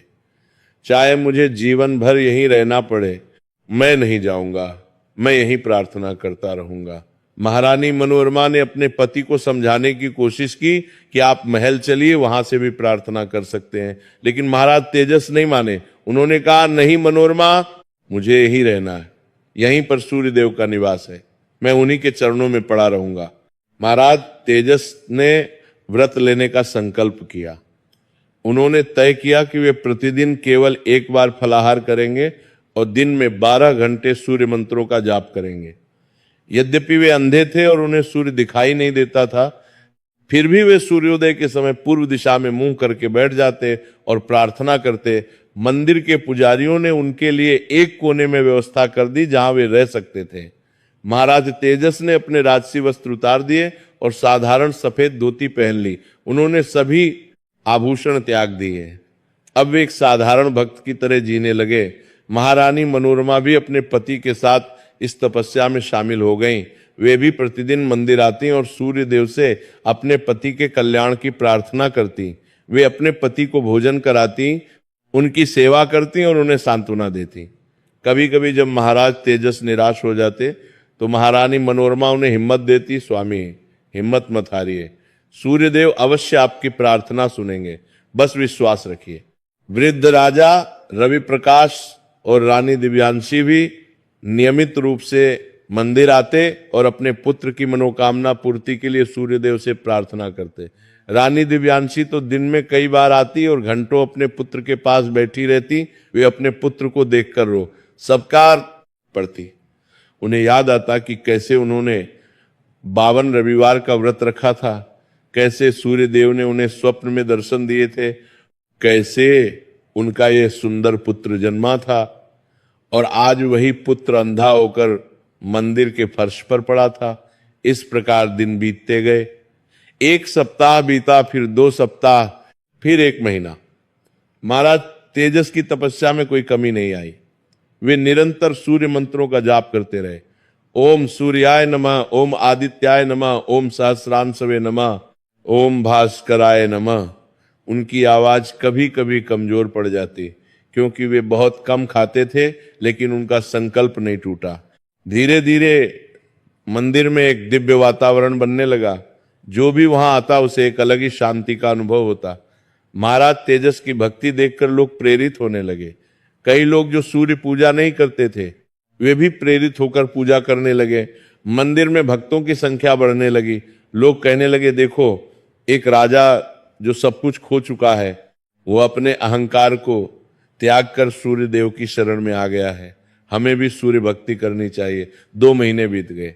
महाराज तेजस का शरीर अब बहुत कमजोर हो गया था क्योंकि वे बहुत कम खाते थे। लेकिन उनके मन में एक अलग ही शांति आ गई थी। अब उन्हें अपने राज्य की, अपनी संपत्ति की, अपने यश की कोई चिंता नहीं थी। उन्हें केवल एक ही चिंता थी, सूर्य देव की क्षमा। एक दिन प्रातःकाल महाराज तेजस अपनी प्रार्थना कर रहे थे। वे सूर्य सहस्त्रनाम का पाठ कर रहे थे। उनकी आवाज भावुक थी और उनके हर शब्द में श्रद्धा थी। तभी अचानक मंदिर में एक तेज प्रकाश फैल गया। इतना तेज प्रकाश कि वहां मौजूद सभी लोगों ने अपनी आंखें बंद कर ली। यह प्रकाश किसी दीपक का नहीं था, बल्कि एक दिव्य प्रकाश था जो मंदिर के हर कोने में फैल गया। पुजारियों ने, भक्तों ने, महारानी मनोरमा ने, सभी ने अपनी आंखें बंद कर ली। लेकिन महाराज तेजस को तो कुछ दिखाई नहीं देता था। फिर भी उन्हें उस प्रकाश की उष्णता महसूस हो रही थी। उन्हें लगा जैसे कोई बहुत शक्तिशाली उपस्थिति मंदिर में आ गई है। उस प्रकाश के बीच से एक दिव्य आवाज गूंजी, तेजस उठो। यह आवाज इतनी गंभीर और शक्तिशाली थी कि पूरा मंदिर उससे गूंज उठा। महाराज तेजस ने वो आवाज सुनी, उनका पूरा शरीर कांप गया। यद्यपि वे अंधे थे, फिर भी उन्हें उस प्रकाश की तीव्र उष्णता महसूस हो रही थी। उन्होंने हाथ जोड़े और कांपती हुई आवाज में पूछा, कौन है आप? कृपया अपना परिचय दीजिए। आवाज ने कहा, मैं वही हूं जिसे तुमने भुला दिया था। मैं वही हूं जिसने तुम्हें जीवन दिया था। मैं वही हूं जिसके तेज से तुम तेजस बने। मैं सूर्य नारायण हूं। ये सुनते ही महाराज तेजस के शरीर में एक अलग ही अनुभूति हुई। उनके रोंगटे खड़े का हो गए। वे समझ गए कि स्वयं सूर्य देव उन्हें दर्शन दे रहे हैं। वे और भी झुक गए, माथा फर्श से लगा दिया और रोने लगे।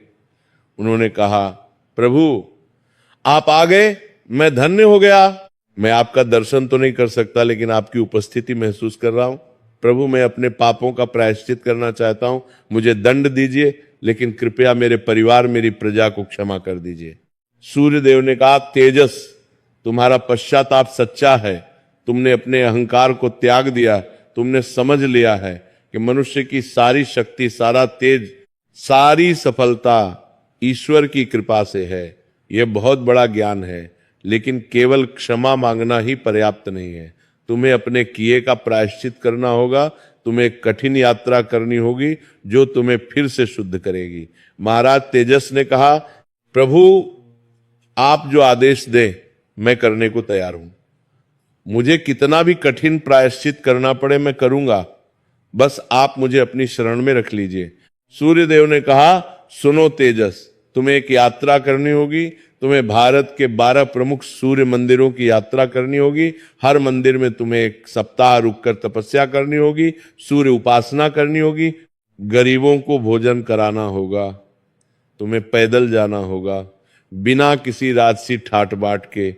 तुम एक साधारण भक्त की तरह यह यात्रा करोगे। और हां, तुम्हारी पत्नी मनोरमा तुम्हारे साथ तुम्हारी सहायता करेगी, क्योंकि तुम अंधे हो। यह यात्रा तुम्हारी परीक्षा होगी। रास्ता कठिन होगा, लेकिन यदि तुमने पूरी निष्ठा से यह यात्रा पूरी की तो तुम्हें फिर से दृष्टि मिल सकती है। महाराज तेजस ने बिना एक क्षण सोचे तुरंत स्वीकार कर लिया। उन्होंने कहा, प्रभु मैं कल से ही यह यात्रा शुरू करूंगा। आप जो कहेंगे वो मैं करूंगा। मुझे केवल आपकी कृपा चाहिए। सूर्यदेव ने कहा, तुम्हारी परीक्षा बहुत कठिन होगी तेजस। तुम अंधे हो, तुम्हें रास्ते में कई कठिनाइयां आएंगी। लोग तुम्हें पहचान नहीं पाएंगे, कोई तुम्हारा सम्मान नहीं करेगा, क्योंकि तुम साधारण वस्त्रों में होगे। कभी कभी तुम्हें भूखा भी रहना पड़ेगा, प्यासा भी रहना पड़ेगा, लेकिन तुम्हारी श्रद्धा तुम्हारी आंख बनेगी।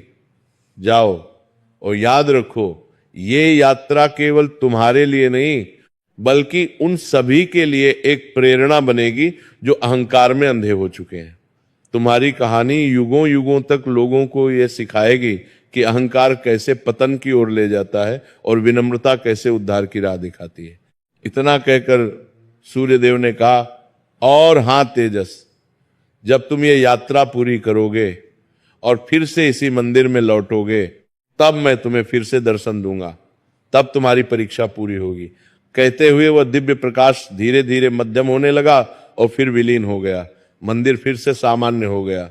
लेकिन महाराज तेजस के मन में एक नई उम्मीद जाग गई थी। यद्यपि वे श्राद्ध करने के लिए अभी भी अंधे थे, लेकिन उनके मन में एक आशा थी कि सूर्यदेव ने उन्हें एक अवसर दिया है। अगले दिन सूर्योदय के समय महाराज तेजस और महारानी मनोरमा ने अपनी यात्रा शुरू करने की तैयारी की। उन्होंने साधारण वस्त्र धारण किए। महाराज तेजस के हाथ में एक लकड़ी की लाठी थी, जिससे वे रास्ता टटोलते हुए चलते थे। महारानी मनोरमा ने उनका हाथ पकड़ रखा था। उनके पास कोई राजसी सामान नहीं था, केवल एक छोटी सी पोटली थी जिसमें कुछ कपड़े और थोड़ा सा भोजन था। वृद्ध राजा रवि प्रकाश और रानी दिव्यांशी ने अपने पुत्र और बहू को भावुक विदाई दी। रानी दिव्यांशी रो रही थी। उन्होंने अपने पुत्र को गले लगाया और कहा, बेटा सावधान रहना, रास्ता बहुत कठिन है, तुम अंधे हो, तुम्हें हर कदम पर सावधानी बरतनी होगी, लेकिन मुझे विश्वास है कि सूर्यदेव तुम्हारी रक्षा करेंगे। महाराज तेजस ने अपनी माता के चरण छुए और कहा, माता जी आप चिंता मत करें, सूर्यदेव मेरे साथ हैं, मैं वापस लौटूंगा। राजा रवि प्रकाश ने अपने पुत्र को आशीर्वाद दिया। उन्होंने कहा, बेटा ये यात्रा तुम्हें फिर से वह तेजस बना देगी जो तुम थे। जाओ और भगवान सूर्य का नाम लेते रहो। पूरी प्रजा मार्ग में खड़ी थी। हजारों लोग अपने महाराज और महारानी को विदाई देने आए थे। कई लोगों की आंखों में आंसू थे। एक बूढ़ी औरत ने महाराज के चरणों में फूल चढ़ाए और कहा, महाराज हमारे लिए प्रार्थना करना, हम भी आपके लिए प्रार्थना करेंगे। एक बच्चे ने महाराज से पूछा, महाराज आप कब वापस आएंगे? महाराज तेजस ने मुस्कुराते हुए कहा, जब सूर्यदेव चाहेंगे। यात्रा की शुरुआत हुई। पहला मंदिर था पूर्वी समुद्र तट पर स्थित कोणार्क का सूर्य मंदिर। ये मंदिर अपनी भव्यता के लिए प्रसिद्ध था। वहां पहुंचने में कई दिन लग गए। रास्ता बहुत कठिन था। महाराज तेजस को हर कदम पर कठिनाई होती थी। वे अंधे थे, इसलिए उन्हें रास्ता दिखाई नहीं देता था। कभी उनका पैर पत्थर से टकराता तो कभी वे गिर जाते। महारानी मनोरमा हर समय उनका साथ देती रही। वे अपने पति का हाथ पकड़े रहती और उन्हें रास्ता बताती रहती। कभी कभी जब रास्ता बहुत कठिन होता तो वे रुक जाते और आराम करते। रात को वे किसी गांव में या किसी पेड़ के नीचे सो जाते। रास्ते में कई लोग उनसे मिलते। कुछ लोग उन्हें भोजन देते, कुछ उन्हें रहने के लिए जगह देते, लेकिन कोई नहीं जानता था कि ये साधारण दिखने वाले दो लोग वास्तव में दिवाकरपुरी के महाराज और महारानी हैं। एक बार रास्ते में एक धनी व्यापारी ने उन्हें देखा। उसने सोचा कि ये दो गरीब भिखारी हैं। उसने उन्हें कुछ पैसे देने की कोशिश की, लेकिन महाराज तेजस ने विनम्रता से मना कर दिया। उन्होंने कहा, धन्यवाद महोदय, लेकिन हमें पैसों की जरूरत नहीं है, हम तीर्थ यात्रा पर जा रहे हैं। व्यापारी ने कहा, लेकिन आप तो अंधे हैं, इतनी कठिन यात्रा क्यों कर रहे हैं? महाराज तेजस ने मुस्कुराते हुए कहा, मैं भगवान सूर्य की कृपा पाने के लिए यह यात्रा कर रहा हूं। यह कठिनाई मेरा प्रायश्चित है। अंततः कई दिनों की कठिन यात्रा के बाद वे कोणार्क पहुंचे। जब महाराज तेजस ने कोणार्क के सूर्य मंदिर में प्रवेश किया तो उन्होंने मंदिर के द्वार पर माथा टेका। यद्यपि उन्हें मंदिर की भव्यता दिखाई नहीं दे रही थी, लेकिन वे उसकी दिव्यता महसूस कर सकते थे। उन्होंने वहां 1 सप्ताह तक तपस्या की। प्रतिदिन वे सूर्य सहस्त्रनाम का पाठ करते, सूर्य गायत्री मंत्र का 108 बार जाप करते और गरीबों को भोजन कराते। महारानी मनोरमा भोजन बनाती और महाराज तेजस स्वयं गरीबों को परोसते। उनकी श्रद्धा देखकर मंदिर के पुजारी और वहां आने वाले भक्त बहुत प्रभावित हुए। एक पुजारी ने उनसे पूछा, भाई आप कौन हैं? आपकी भक्ति में एक अलग ही गहराई है। महाराज तेजस ने केवल इतना कहा, मैं सूर्य देव का एक साधारण भक्त हूं। 1 सप्ताह बाद वे दूसरे मंदिर की ओर चल पड़े। इस प्रकार वे एक एक करके विभिन्न सूर्य मंदिरों की यात्रा करते रहे। वे गुजरात के मोढेरा सूर्य मंदिर गए, कश्मीर के मारतंड सूर्य मंदिर गए, उत्तर प्रदेश के उन्नाव सूर्य मंदिर गए, राजस्थान के रणकपुर गए। हर मंदिर में उनकी तपस्या और समर्पण एक जैसा था। हर जगह वे 1 सप्ताह रुकते, पूजा करते, गरीबों को भोजन कराते और फिर अगले मंदिर की ओर चल पड़ते। रास्ते में अनेक कठिनाइयां आईं। कभी बारिश होती तो वे भीग जाते, कभी तेज धूप होती तो उन्हें बहुत तकलीफ होती। एक बार पहाड़ी रास्ते पर महाराज तेजस का पैर फिसल गया और वे गिर पड़े। उनके घुटने में चोट लग गई, लेकिन उन्होंने हार नहीं मानी। महारानी मनोरमा ने उनके घाव पर पट्टी बांधी और वे फिर से चल पड़े। धीरे धीरे महाराज तेजस और महारानी मनोरमा की कहानी पूरे देश में फैलने लगी। लोग कहने लगे, सुना है एक अंधा व्यक्ति अपनी पत्नी के साथ पैदल सूर्य मंदिरों की यात्रा कर रहा है। वह हर जगह गरीबों को भोजन कराता है और सूर्य देव की पूजा करता है। कुछ लोग उनकी पहचान करने की कोशिश करते, लेकिन किसी को विश्वास नहीं होता कि ये दिवाकरपुरी के महाराज हो सकते हैं। महीने बीतते गए। महाराज तेजस और महारानी मनोरमा की यात्रा जारी रही। उनके पैरों में छाले पड़ गए थे, उनके कपड़े फट गए थे, उनके शरीर कमजोर हो गए थे। महाराज तेजस अब बहुत दुबले हो गए थे, लेकिन उनका मनोबल कभी नहीं टूटा। उनकी श्रद्धा में कोई कमी नहीं आई। वे प्रतिदिन सूर्योदय से पहले उठते, स्नान करते और सूर्य देव को प्रणाम करते। यद्यपि उन्हें सूर्य दिखाई नहीं देता था, लेकिन वे सूर्य की उष्णता महसूस करते थे। वे कहते, सूर्यदेव मुझे दिखाई नहीं देते, लेकिन मैं जानता हूं कि वे हर समय मेरे साथ हैं। उनकी किरणें मेरे शरीर को छू रही हैं, यही मेरे लिए काफी है। 10 महीने बीत गए। 11 सूर्य मंदिरों की यात्रा पूरी हो चुकी थी। अब केवल एक मंदिर शेष बचा था। आखिरकार 12वां मंदिर आ गया। ये मंदिर था दिवाकरपुरी का ही स्वर्ण मंदिर, वही मंदिर जहां से उन्होंने अपनी यात्रा शुरू की थी। जब वे अपने राज्य आखिरकार मिटता जा रहा है, उन्होंने संतर सेकुरवी की सीमा में पहुंचे तो लोगों ने उन्हें पहचान लिया। खबर फैल गई कि महाराज और महारानी लौट रहे हैं। जब वे दिवाकरपुरी में पहुंचे तो पूरी प्रजा उनका स्वागत करने के लिए सड़कों पर उमड़ पड़ी। हजारों लोग फूल लेकर खड़े थे। बच्चे, बूढ़े, महिलाएं, पुरुष सब अपने महाराज को देखने के लिए उत्सुक थे। जब लोगों ने महाराज तेजस की हालत देखी तो कई लोगों की आंखों में आंसू आ गए। जो महाराज 1 साल पहले इतने तेजस्वी थे, अब वे बहुत कमजोर दिख रहे थे। उनके कपड़े फटे हुए थे, शरीर दुबला हो गया था, बाल बिखरे हुए थे, लेकिन उनके चेहरे पर एक अलग ही शांति थी, एक संतोष था। महाराज तेजस सीधे सूर्य मंदिर गए। रास्ते में लोग उनके लिए रास्ता बनाते गए।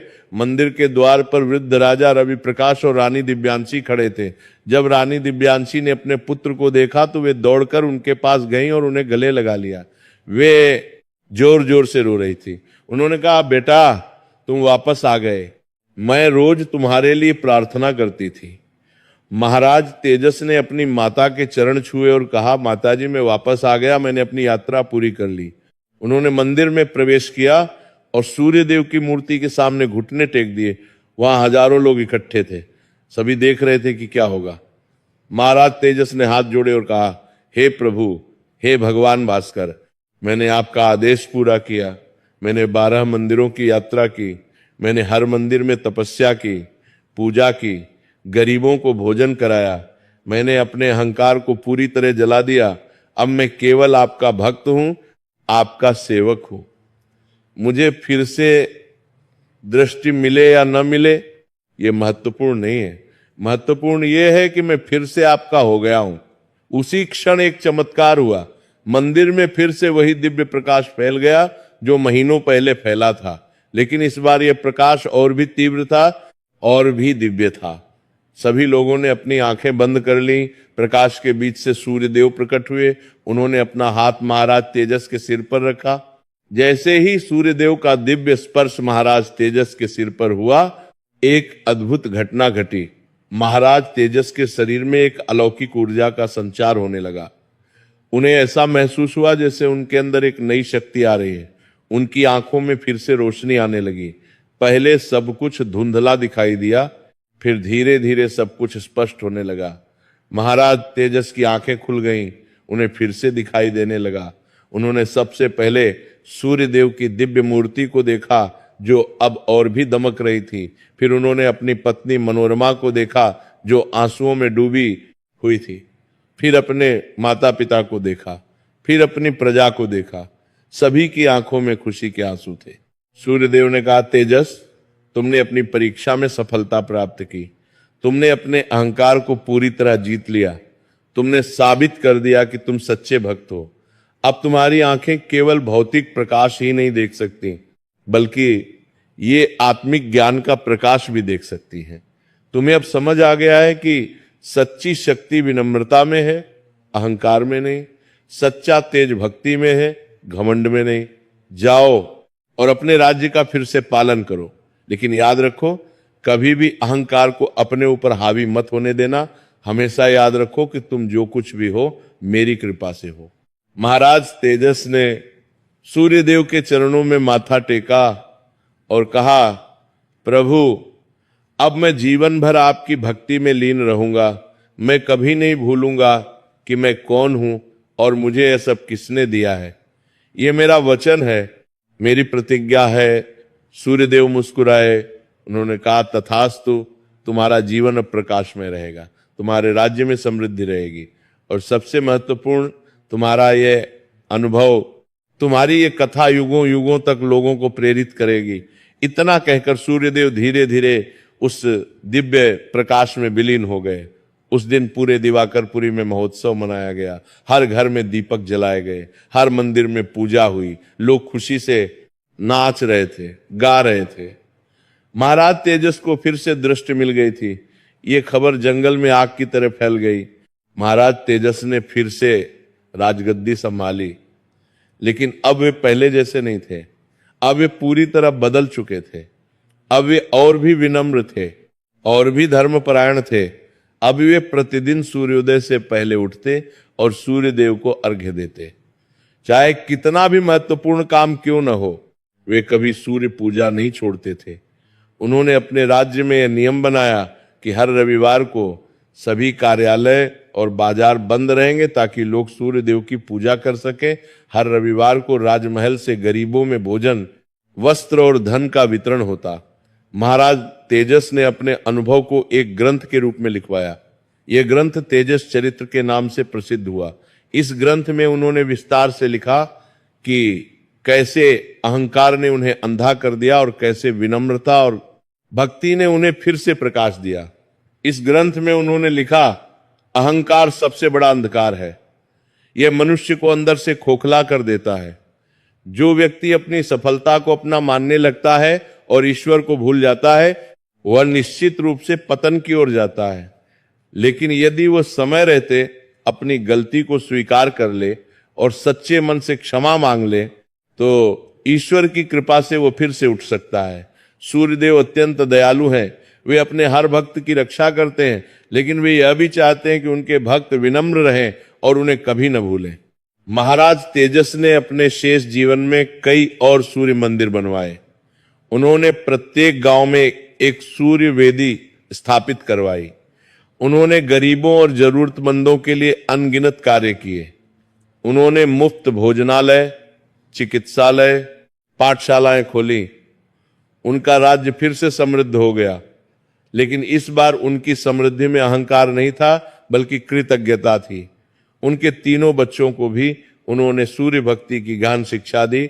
उन्होंने अपने बच्चों को अपनी कहानी सुनाई और कहा, याद रखो बच्चों, अहंकार कभी मत करना। चाहे तुम कितने भी ऊंचे क्यों न पहुंच जाओ, हमेशा विनम्र रहो। हमेशा याद रखो कि तुम जो कुछ भी हो सूर्य देव की कृपा से हो। वर्षों बाद जब महाराज तेजस 60 वर्ष के हो गए, तो उन्होंने सोचा कि अब समय आ गया है कि वे अपने बड़े पुत्र दिवाकर को राजगद्दी सौंप दें। उन्होंने एक भव्य समारोह में अपने पुत्र का राज्याभिषेक किया। उन्होंने दिवाकर से कहा, बेटा, ये राज्य अब तुम्हारा है, लेकिन याद रखो ये राज्य सूर्यदेव की कृपा से है। कभी अहंकार मत करना, हमेशा प्रजा की सेवा करो और सूर्यदेव की भक्ति करो। उसके बाद महाराज तेजस और महारानी मनोरमा ने वानप्रस्थ ले लिया। वे सूर्य मंदिर के पास एक छोटी सी कुटिया में रहने लगे। वहां वे अपना समय सूर्य भक्ति और ध्यान में व्यतीत करने लगे। प्रतिदिन सैकड़ों लोग उनके दर्शन करने आते। लोग उनसे आशीर्वाद लेते, उनसे सलाह लेते। महाराज तेजस सबको प्रेम से समझाते और सूर्य भक्ति का महत्व बताते। एक दिन, एक पवित्र रविवार की सुबह सूर्योदय के समय, महाराज तेजस और महारानी मनोरमा अपनी कुटिया के बाहर बैठे सूर्यदेव को अर्घ्य दे रहे थे। महाराज तेजस ने सूर्यदेव से प्रार्थना की, हे प्रभु, आपने मुझे एक नया जीवन दिया, आपने मुझे फिर से प्रकाश दिया। अब मेरा जीवन पूर्ण हो चुका है। मैंने वह सब कर लिया जो मुझे करना था।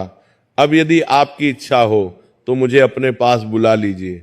उसी क्षण एक दिव्य प्रकाश उनके चारों ओर फैल गया। ये ही कार्यकर्तन प्रकाश नार है। प्रकाश इतना सुंदर, इतना शांतिदायक था कि शब्दों में वर्णन नहीं किया जा सकता। सूर्यदेव ने उन्हें अंतिम दर्शन दिए। सूर्यदेव ने कहा, तेजस, मनोरमा, तुम दोनों ने अपना जीवन धर्म और भक्ति में समर्पित कर दिया। तुमने अपने अहंकार को जीत लिया। तुमने प्रजा की सेवा की। तुमने मेरी भक्ति को कभी नहीं छोड़ा। अब तुम्हारे मोक्ष का समय आ गया है। आओ मेरे साथ चलो। तुम दोनों को सूर्यलोक में स्थान मिलेगा, जहां सदा प्रकाश रहता है, सदा शांति रहती है। महाराज तेजस और महारानी मनोरमा ने अंतिम बार धरती को देखा। उन्होंने अपने राज्य को देखा, अपने प्रजा को देखा। फिर उन्होंने एक दूसरे का हाथ पकड़ा और मुस्कुराए। उस दिव्य प्रकाश के साथ महाराज तेजस और महारानी मनोरमा का शरीर त्याग हो गया। उनकी आत्माएं सूर्यदेव के साथ सूर्यलोक को प्रस्थान कर गईं। जो लोग वहां मौजूद थे उन्होंने देखा कि महाराज और महारानी के शरीर से एक दिव्य प्रकाश निकला और आकाश में सूर्य की ओर चला गया। प्रजा ने अपने प्रिय महाराज और महारानी को भावभीनी श्रद्धांजलि दी। पूरे राज्य में 13 दिन तक शोक रहा, लेकिन यह शोक दुख का नहीं था बल्कि सम्मान का था। लोग कहते, हमारे महाराज और महारानी धन्य थे। वे सूर्य देव की शरण में चले गए, उन्होंने अपना कर्तव्य पूरा किया और अब उन्हें मोक्ष मिल गया। उनका अंतिम संस्कार बड़े सम्मान के साथ किया गया। पूरा राज्य शोक में डूब गया, लेकिन साथ ही लोगों के मंडिताराप कलेगा में एक संतोष भी था कि उनके महाराज और महारानी को मोक्ष मिल गया। वे अब सूर्यलोक में हैं, जहां सदा प्रकाश रहता है। नए महाराज दिवाकर ने अपने पिता की परंपरा को आगे बढ़ाया। उन्होंने भी प्रतिदिन सूर्यदेव की पूजा की। उन्होंने अपने बच्चों को भी वही शिक्षा दी जो उनके पिता ने उन्हें दी थी। इस प्रकार दिवाकरपुरी में पीढ़ी दर पीढ़ी सूर्य भक्ति की परंपरा चलती रही। आज भी दिवाकरपुरी में महाराज तेजस की कहानी सुनाई जाती है। हर रविवार को विशेष पूजा होती है। लोग उस मंदिर में जाते हैं जहां महाराज तेजस ने तपस्या की थी। वहां एक विशेष स्थान है जहां महाराज तेजस बैठकर प्रार्थना करते थे। उस स्थान को बहुत पवित्र माना जाता है। लोग वहां जाकर प्रार्थना करते हैं और मन्नतें मांगते हैं। कहते हैं कि जो भी सच्चे मन से वहां प्रार्थना करता है उसकी मनोकामना पूरी हो जाती है। महाराज तेजस की कथा केवल एक कहानी नहीं है, एक गहरा जीवन संदेश है। ये कथा हमें सिखाती है कि अहंकार मनुष्य का सबसे बड़ा शत्रु है। जब मनुष्य सफल होता है, जब उसके पास संपत्ति आती है, शक्ति आती है, तब उसे अहंकार हो जाता है। वह भूल जाता है कि यह सब ईश्वर की कृपा से मिला है। वह सोचने लगता है कि यह सब उसकी अपनी बुद्धि और मेहनत का फल है, लेकिन यह भूल घातक होती है। अहंकार मनुष्य को अंदर से खोखला कर देता है। अहंकार उसे अंधा बना देता है, न केवल आत्मिक रूप से बल्कि कभी कभी शारीरिक रूप से भी। जैसे महाराज तेजस के साथ हुआ, उनका अहंकार इतना बढ़ गया कि उन्होंने सूर्य देव को ही भुला दिया और परिणाम यह हुआ कि वे अंधे हो गए। लेकिन ये कथा यह भी सिखाती है कि अगर मनुष्य अपनी गलती को स्वीकार कर ले, सच्चे मन से पश्चाताप करे और क्षमा मांगे, तो ईश्वर अवश्य क्षमा कर देते हैं। सूर्यदेव अत्यंत दयालु हैं। वे अपने हर भक्त की रक्षा करते हैं, लेकिन वे यह भी चाहते हैं कि उनके भक्त विनम्र रहें, धर्मपरायण रहें और उन्हें कभी न भूलें। जब महाराज तेजस ने सच्चे मन से क्षमा मांगी, जब उन्होंने अपना अहंकार पूरी तरह त्याग दिया, जब उन्होंने कठिन तपस्या की, तब सूर्यदेव ने उन्हें क्षमा कर दिया और उन्हें फिर से दृष्टि दे दी। यह कथा हमें यह भी सिखाती है कि जीवन में कठिनाइयां आती हैं, कभी कभी बहुत बड़ी कठिनाइयां आती हैं, लेकिन यदि हम अपनी श्रद्धा और विश्वास नहीं खोते, यदि हम ईश्वर का नाम लेते रहते हैं, तो हम हर कठिनाई को पार कर सकते हैं। महाराज तेजस अंधे थे, उन्हें 12 सूर्य मंदिरों की यात्रा करनी थी। ये बहुत कठिन था, लेकिन उन्होंने हार नहीं मानी। उनकी श्रद्धा उनकी आंख बनी, उनकी पत्नी का साथ उनका सहारा बना और अंततः उन्होंने अपनी यात्रा पूरी की। इस कथा में महारानी मनोरमा की भूमिका भी बहुत महत्वपूर्ण है। एक आदर्श पत्नी का यही लक्षण होता है कि वह अपने पति का हर परिस्थिति में साथ दे। जब महाराज तेजस सफल थे तब तो महारानी उनके साथ थी ही, लेकिन जब महाराज अंधे हो गए, जब उन्हें सबसे ज्यादा सहारे की जरूरत थी, तब भी महारानी ने उनका साथ नहीं छोड़ा। उन्होंने कठिन यात्रा में अपने पति का हाथ पकड़ा और उन्हें सहारा दिया। यह सच्चे प्रेम का उदाहरण है। इस कथा से हमें यह शिक्षा मिलती है कि हमें प्रतिदिन सूर्यदेव की पूजा करनी चाहिए। सूर्यदेव केवल एक देवता नहीं है, वे जीवन के आधार हैं। उनके बिना इस धरती पर जीवन संभव नहीं है। वे हमें प्रकाश देते हैं, ऊर्जा देते हैं, जीवन देते हैं। उनकी पूजा करना हमारा कर्तव्य है। विशेष रूप से रविवार के दिन सूर्य देव की पूजा अवश्य करनी चाहिए। सूर्योदय के समय उन्हें जल अर्पित करना चाहिए, उनके मंत्रों का जाप करना चाहिए, उनके स्तोत्रों का पाठ करना चाहिए।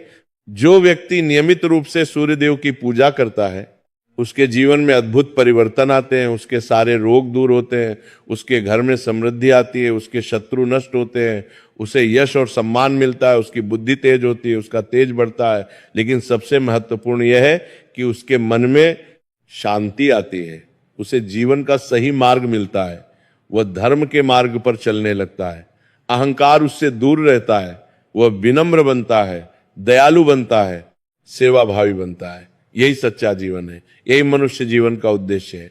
इसलिए हम सबको चाहिए कि हम प्रतिदिन सूर्य देव की पूजा करें, हम अपने अहंकार को त्याग दें, हम विनम्र बने, हम दूसरों की सेवा करें, हम गरीबों की मदद करें, हम धर्म के मार्ग पर चलें। यदि हम ऐसा करेंगे तो सूर्य देव की कृपा हम पर सदा बनी रहेगी, हमारे जीवन में सदा प्रकाश रहेगा, हमारे घर में सदा सुख शांति और समृद्धि रहेगी, हमारे सारे कष्ट दूर होंगे और हमारा जीवन सफल होगा। महाराज तेजस की कथा हमें ये याद दिलाती है कि कभी भी अपनी जड़ों को मत भूलो, कभी भी उस शक्ति को मत भूलो जिसने तुम्हें सब कुछ दिया है। सफलता मिले तो अहंकार मत करो, संपत्ति मिले तो दूसरों को मत भूलो, शक्ति मिले तो दुरुपयोग मत करो। सदा याद रखो कि यह सब ईश्वर की कृपा है। सदा विनम्र रहो, सदा कृतज्ञ रहो और सदा ईश्वर का नाम लेते रहो। आज जब भी कोई व्यक्ति अहंकार में अंधा हो जाता है, जब वो अपनी सफलता पर घमंड करने लगता है, जब वो ईश्वर को भूल जाता है, तो लोग उसे महाराज तेजस की कहानी सुनाते हैं। वे उसे याद दिलाते हैं कि अहंकार का क्या परिणाम होता है। वे उसे बताते हैं कि विनम्रता और भक्ति ही सच्चा मार्ग है। और इस प्रकार महाराज तेजस की कथा पीढ़ी दर पीढ़ी चलती रहती है। ये कथा केवल एक कहानी नहीं है, बल्कि ये जीवन की एक महत्वपूर्ण शिक्षा है। ये एक दर्पण है जिसमें हम अपने आप को देख सकते हैं। ये एक मार्गदर्शक है जो हमें सही रास्ता दिखाता है। ये एक प्रेरणा है जो हमें बेहतर मनुष्य बनने के लिए प्रेरित करती है। तो आइए हम सब मिलकर भगवान सूर्यदेव की वंदना करें।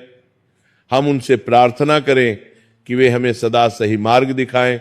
हम उनसे प्रार्थना करें कि वे हमें अहंकार से बचाएं। हम उनसे प्रार्थना करें कि वे हमारे जीवन में सदा प्रकाश बनाए रखें। हम उनसे प्रार्थना करें कि वे हमें और हमारे परिवार को स्वस्थ, सुखी और समृद्ध रखें।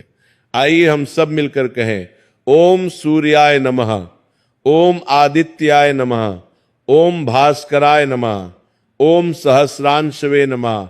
भगवान सूर्य देव की जय हो, दिवाकर भगवान की जय हो, भास्कर भगवान की जय हो।